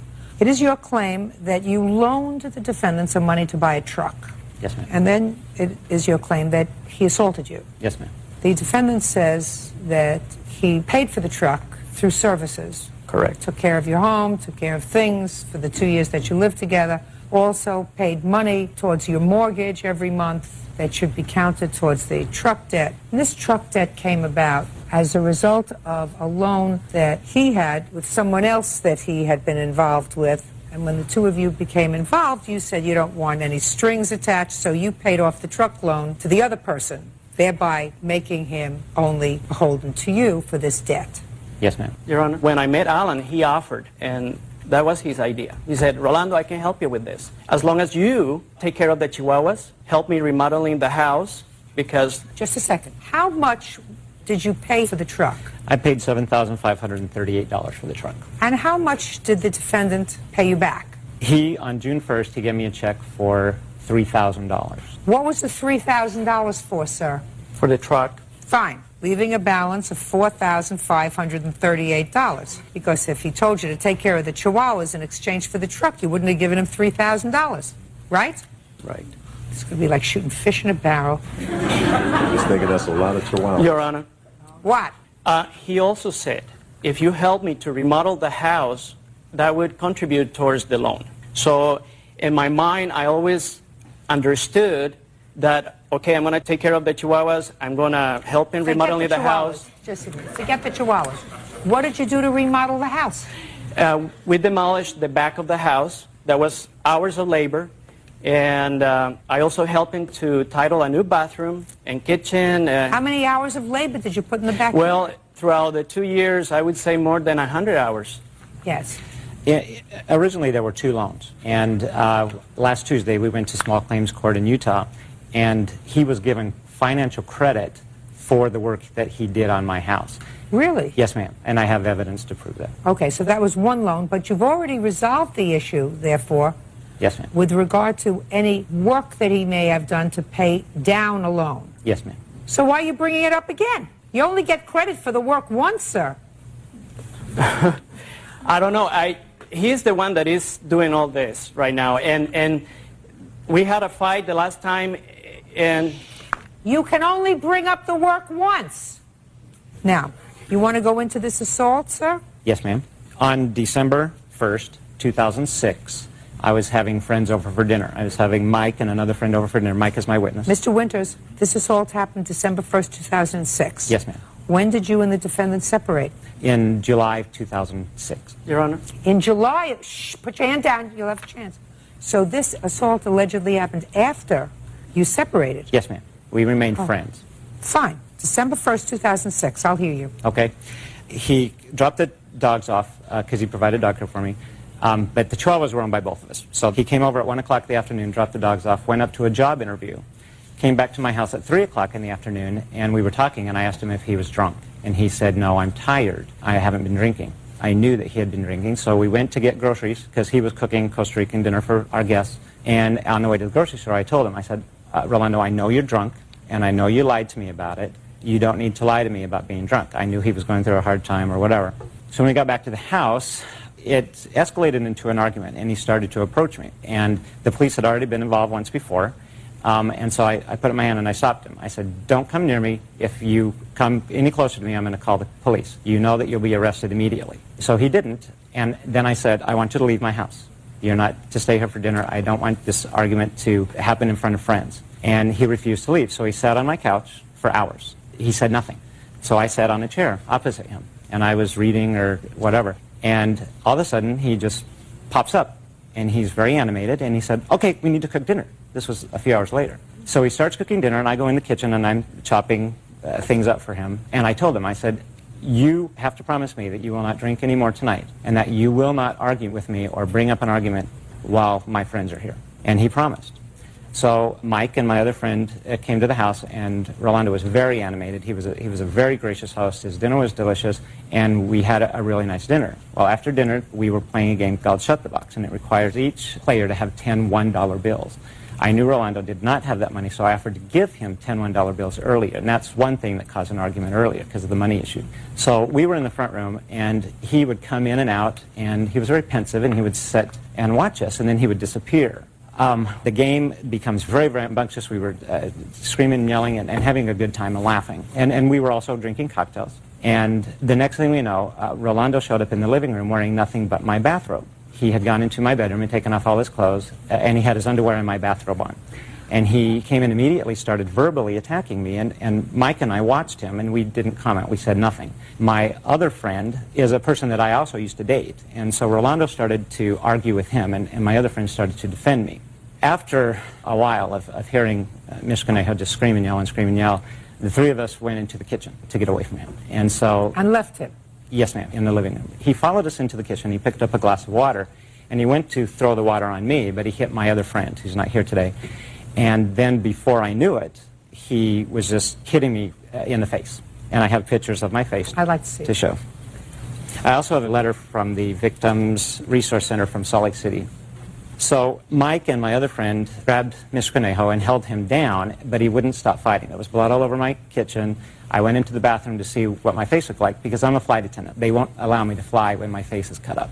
And it came to a point, Rolando would not stop. He just would not stop. And so my friend picked him up physically and threw him off my front porch. He landed in a pile in the snow. And my friend wasn't even sure if he was hurt because he landed on a sidewalk in the snow. He was wearing his bathrobe at the time? He was wearing my bathrobe at the time.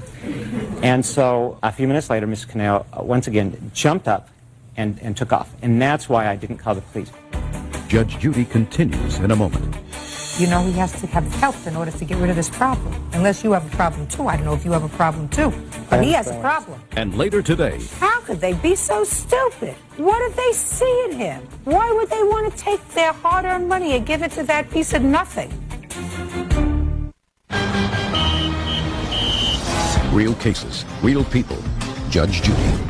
Alan Winter says ex-boyfriend Rolando Conejo owes for a truck loan and for assaulting him during a dinner party. Okay, Mr. Conejo, let me hear what happened on December the 1st, if you remember. First of all, I want to mention that we were still in our relationship. Wonderful. What happened on December 1st? On December 1st... Tell me how he got all cut up. On December 1st, he called me and said, Rolando, come over. I want to invite you to have some cocktails to drink. And I went over to drink with him.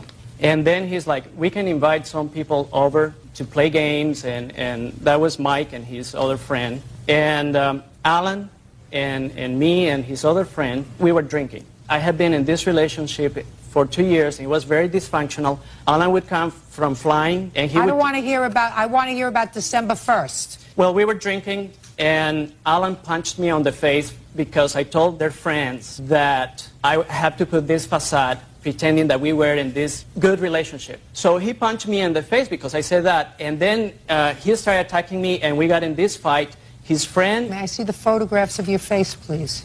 I don't have a photograph, but he punched you? He punched me first. Then did you... I'd like to see the police report. I don't have one, but this is a pattern that Alan has. I don't want to hear pattern. I want to hear the police report. In May, we had a fight. I don't want to hear May. I want to hear December. I don't have a report on that. Where did you go after you ran away? I didn't run away. He kicked me out of the house. Where did you go? I went to John, that is my witness. John, stand up. John, you have a last name? Crapo. Mr. Crapo, you remember December 1st? I do. I'd like you to describe the defendant's condition when he came to your house. First, how did he get there? He said he walked. It's about 3 blocks away. Then what was he wearing? A bathrobe. And how did he appear to you? Very distraught. He was crying. He was bleeding. Listen to me. Was he drunk? Yes. That's it? Okay. You have a drinking problem, sir? You have an alcohol problem. You know, I've been in the business for a long time. I can tell alcohol problem from a mile away. You have to stop drinking. He may be able to handle it. You can't. You have to stop drinking. Are you living with this gentleman now? I am. You know he has to have help in order to get rid of this problem. Unless you have a problem, too. I don't know if you have a problem, too. But he has a problem. I understand what you're saying. Have you suggested to him that he get some help for his drinking? No. Why not? I'm not sure it's to that point. It's that point. He needs help for his drinking. He may be a functioning alcoholic, but he needs help for his drinking. As does Alan, I believe. Not the same way. Okay. Judgment for the plaintiff in the amount of $5,000. That's Thank all. you, Your Honor. Bodies are excused. You may step out. He just has an anger problem. He has jealousy problems. It was a very dysfunctional relationship because he would come home with emotional problems, issues, and it was not good. He definitely has an anger problem and alcohol as well. Alan is an alcoholic too. At first I thought he was kidding because this was the first time I've ever seen it. He was the one that initiated all this, inviting me to drink. Then I saw it escalate and it was like a wild animal, out of control. I think he deserved it. We will never see each other again. And now the next case. All parties in the matter of Howlett versus Lloyd. Step forward. Laura Howlett is suing her ex-boyfriend, William Lloyd, for a loan to pay his taxes. William claims the money was actually a gift. How old are you, Mr. Lloyd? 38. What kind of work do you do? I drive a truck. How long have you been doing that for a living? 7 years. Before that, what did you do? Mechanic, auto mechanic. Always make a living? Yes, ma'am. You have any family? Yes, ma'am. What do you have? 2 sons, How old are they? 18 and 16. Have you supported them over the years? Yes, ma'am. They don't live with you. No, ma'am. Pay your taxes? Yes, ma'am. Well, this particular occasion, you owe the IRS some money, Yes, ma'am. which means at some point you didn't pay all the taxes you were supposed to pay. Somehow during my W-2s, my dependents got messed up. That's why I owe taxes. Well, your dependents didn't get messed up. You've always had only 2 sons, right? They weren't messed up. No, ma'am. Talk about on the regular taxes you filled at the beginning of the year. I had more dependents on it than what I should have. That's why I owe taxes. Well, when you had more dependents, where did you get them from? Ma'am, I only have 2 children. Right. So how could you have more dependents? I filled out the paper wrong for my taxes. Fine. And whose problem was that? That was mine. And whose mistake was that? That was mine. Whose bad was that? That was my bad. Now, Miss Howlett, this is your case. Yes, this used to be your boyfriend. Yes. And he had this debt to the IRS. Mm-hmm. You paid the debt according to the IRS for him. I did. And you want him to pay you back. And Mr. Lloyd says it was very nice of you to pay that debt, but it was a gift. You took that upon yourself, and he has no intention of paying you back. Not at all. No. So, how long did you know him before you paid this debt? We started dating in May 2006, and I paid the debt August 24th, 06. You a working lady? Yes. What kind of work do you do? I'm a dispatcher. Trucks? Yes, for a petroleum company. Is that the trucking company he works for? No. No, ma'am. Mm-mm. Sorry. Do you ever watch this program? I do. When you watch this program and you see women standing in the position that you're in, I know. and you say to yourself, how could they be so stupid? What did they see in him? Why would they want to take their hard-earned money and give it to that piece of nothing? I would never do anything so stupid. Didn't you say that to yourself? I did, and I'd say it to myself now, about myself. Judge Judy continues in a moment. There are certain things that are positive in this life, sir. One is death And taxes. and taxes. What kind of pain is there if somebody else pays your taxes? Do not answer me, sir. Real cases, real people. Judge Judy. Laura Howlett claims ex-boyfriend William Lloyd owes for a loan to pay his taxes. Okay, so tell me how it came about. We started dating May 06. We got serious pretty quick. I discussed with him moving in with me when his lease was up September 15th. Okay. Yes. He kept getting the bill from the IRS that he had made a payment plan. He made a payment plan with the IRS? With the IRS, yes. What was your payment plan with the IRS? $100 a month. That sounds great, sir. Yes, ma'am. So what happened? I was making $100 payments a month. And were you living together at the time? By the second payment, yes, ma'am. Okay. Sorry. And she saw you making this $100 payment. Yes, ma'am. When I would go over to her house, I would give her $100 cash. So you would give her $100 in cash? Yes, ma'am. And then she would pay it over the computer. Just simpler than send it by. To the IRS? Yes, okay, ma'am. good. Go ahead. And then the third payment, of which we're here for now, for I don't know why, she was on a computer, and I asked her if she would make my payment for me. And she said, yeah, when she got done what she was doing. And so I was sitting on the couch watching TV, so I said, I'll be up in a few minutes, and I'll give you the money.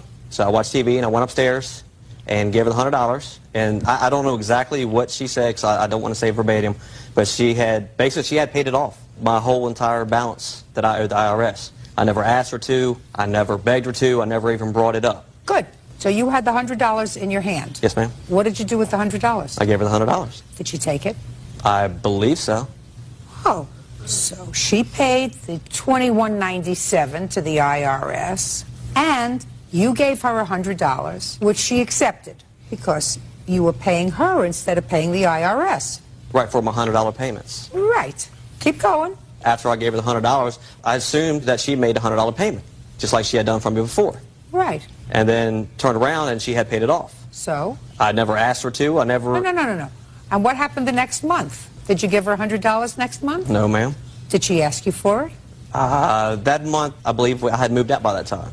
Oh, did you try to give her the $100? No, ma'am. Why not? Because I didn't... You gave her the $100 the month before when she had paid off the whole thing, and she took it? I gave her the $100 before I knew that she had paid off Yeah, in but full. sir, then you understood, because she accepted the $100, that instead of her going on her computer every month to pay the IRS, she paid it off, and you would pay her back the $100 a month. No, ma'am. I paid her $100, assuming that she was making a $100 payment for me. But she accepted it. Didn't you hear me? Yes. But I had made the payment after the fact she had told me she had paid it off. If I asked her to pay it off, why would I set up a payment plan with her when I already had it with the IRS? You understand what I'm saying? Mr. Lloyd. Yes, ma'am. Who screwed up with the IRS? Most of the people at the IRS. No. Who screwed up with the people at the IRS? I'm talking to you. Who screwed up with the IRS? Say, I did, Your Honor. As far as making these payments? Who screwed up with the IRS? I did, Your Honor. That's right. And who owed the IRS money? I did at the time.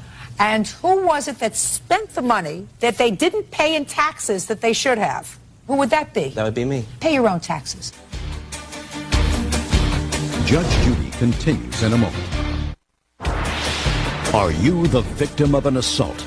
Go to judgejudy.com or call 1-888-800-JUDY. Mr. Lloyd. Yes, ma'am. You do a crime, you pay your own penalty. You owe the IRS money. There are certain things that are positive in this life, sir. One is death. And taxes. And taxes. Everybody has to pay it. What kind of pain is there if somebody else pays your taxes? Do not answer me, sir. If you get away without paying your taxes, sir, by saying, well, she paid it off, so I don't have to pay the IRS back $100 a month until they're all paid off, what lesson does that teach you? What lesson does that teach you? That you shouldn't let nobody else try to do a favor for you and pay your own bills. I never asked her to do this. Are you paying careful attention to me, Mr. Yes, ma'am, I am. Lloyd? You don't ask somebody to do your prison time for you, and you don't ask somebody else to pay your taxes for you. And if they do so because you had a payment plan with the IRS, and somebody says, look, I'm going to be a nice person, instead of us going through this drill every month, you give me the $100, which she took, clearly, when she paid off the whole bill, in anticipation of every month you paying her $100. Instead, you moved out. You owe her $2,097 because you paid the $100. Goodbye. Listen to me. Watch better next time. Parties are excused. You may step out. Judge Judy continues in a moment. And on the next Judge Judy. After a bad breakup, she left home. I moved back to Florida in the apartments in Texas. And that's when he made his move. You said I'm moving out. Hello, today story we will explain a horror story. We shall explain a horror story. Alvin Marsh had always believed the old stories her grandmother told her were exaggeration tales meant to scare children into behaving. But when she inherited the marshland at the house edge of Blackwater Forest, she learned that some stories were warnings. The house stood alone at the end of sinking dirt road. The fog there never lifted, and the trees leaned inward as if listening.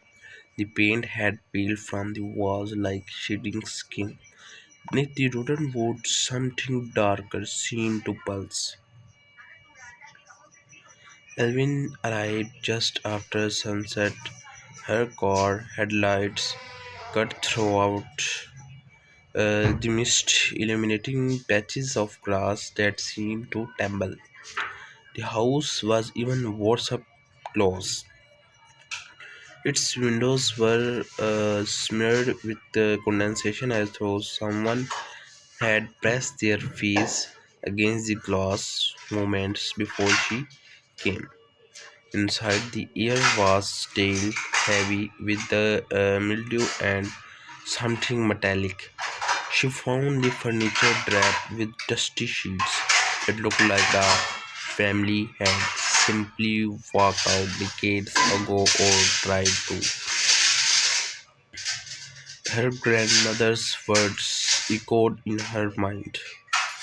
Never open the door at the end of hall. If you hear knocking, don't answer. If you hear whispering, don't follow. Evelyn brushed the memory away. Old people and their stories. She muttered, exploring room by room. The house was silent until midnight came. The knocking. Alvin lay in the old bedroom upstairs, wrapped in blankets to keep out the cold. Sleep was just beginning to take her when knock, knock, knock. A steady, deliberate rhythm. Her eyes snapped upon it. Sounded like it came from the hallway. She sat up, listening. Silence. Maybe the house settling, she told herself. Old wood creaks. But then, knock, knock. Two knock this time. Her heartbeat quickened.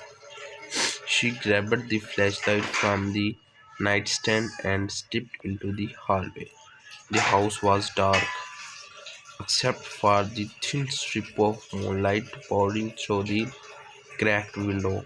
She swung the beam of her flashlight across the walls, and then she saw it. At the end of hallway was a door.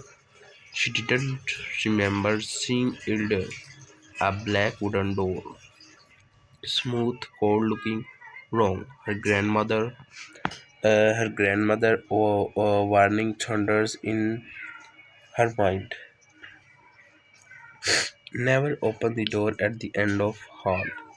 But she had not seen it before. Had it always been there? Alvin took a cautious step forward. Knock. This time the knock came from directly behind the black door.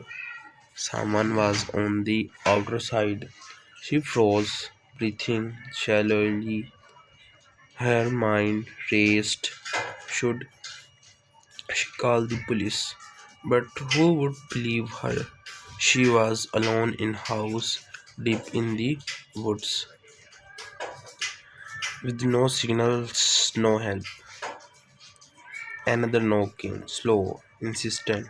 Alvin backed up away, too tired, terrified to go closer. And then she heard it a whisper, faint, fragile, like breath sliding through a crack. Evelyn, she nearly dropped her flashlight. Did it say her name? Let me out. Entire entire body turned cold. No voice should have been behind the door, and no voice should have known her name. She ran back to the bedroom and locked the door behind her. She didn't sleep. She only waited for morning. The daily. The next day, Evelyn searched the house for answer. In the living room, she found a wooden chest beneath piles of blankets. Inside were old photographs, yellowed letters, finally a leather-bound diary with her grandmother's initials. The first pages were normal recipes, house notes, weather reports, but halfway through, handwriting came. The letter slanted violently as if written by trembling hands. The door has awakened again. It whispers at night. It wants someone. Evelyn flipped the page, but grandfather heard it first. He thought it was a lost travel. He opened it. Her breath catch. The next entry was smeared, as though written with shaking fingers. He changed. Ching that come through the door was wailing in his voice, but it was not him. Not anymore. Alvin's hands trembled as she read the final entry. I sealed it again, but I fear the door will return for me, or whoever inherits this place next. Her stomach dropped. Her grandmother had not warned her out of superstition. She had warned her out of fear. The voice that was not alone. The voice that was not alone. Night fell in again. Evelyn shells downstairs this time, refusing to go near hallway. But the house didn't care where she was. At exactly midnight, knock knock, the sound echoed through the floorboards. Evelyn clenched her jaw. I am not going near that door. But the knocking didn't stop. It grew louder and faster and angrier. She backed into the kitchen, gripping a heavy iron skillet in shaking hands. The knocking ceased. Silence settled again. Evelyn exhaled shakily, but the relief lasted only a second, because then came the whispering. Not from the hallway, not from the walls, from directly behind her. She spun around, but no one was there. The whisper was right against her ear. Evelyn, please, she screamed and ran, stumbling over a chair and slamming into the front door. She twisted the lock, threw herself outside, and sprinted across the yard. Fog swallowed everything. She couldn't see the past her own arms, and then another whisper, deeper, rougher. Don't run. This one was not inside the house. This one was outside. Emily freeze, heart pounding painfully hard. Something moved in the fog, a shadow, tall, thin, cooked. It stood still, like a photograph. She stepped backward slowly. The shape stepped forward. She turned and ran toward the forest, branches clawing at her arms. The fog grew thicker until she could barely breathe. When she reached the edge of the marsh, her foot sank into the mud and she fell hard. Behind her came slow, dragging footsteps. She rolled over and the fog parted, revealing something approaching her, but it was not a person. It was a figure whose limbs was too long, whose neck bent unnaturally, whose face was only an open, grinding mouth, and the whispering poured out of the mouth like steam that killed. Emmeline scrambled backward, slipping in the mud. She ran blindly until she burst back into the house, slamming the door shut behind her. The whispering outside was furious, now clanging. The thing outside wanted her, and the door inside wanted something too. The choice. Thank you so much.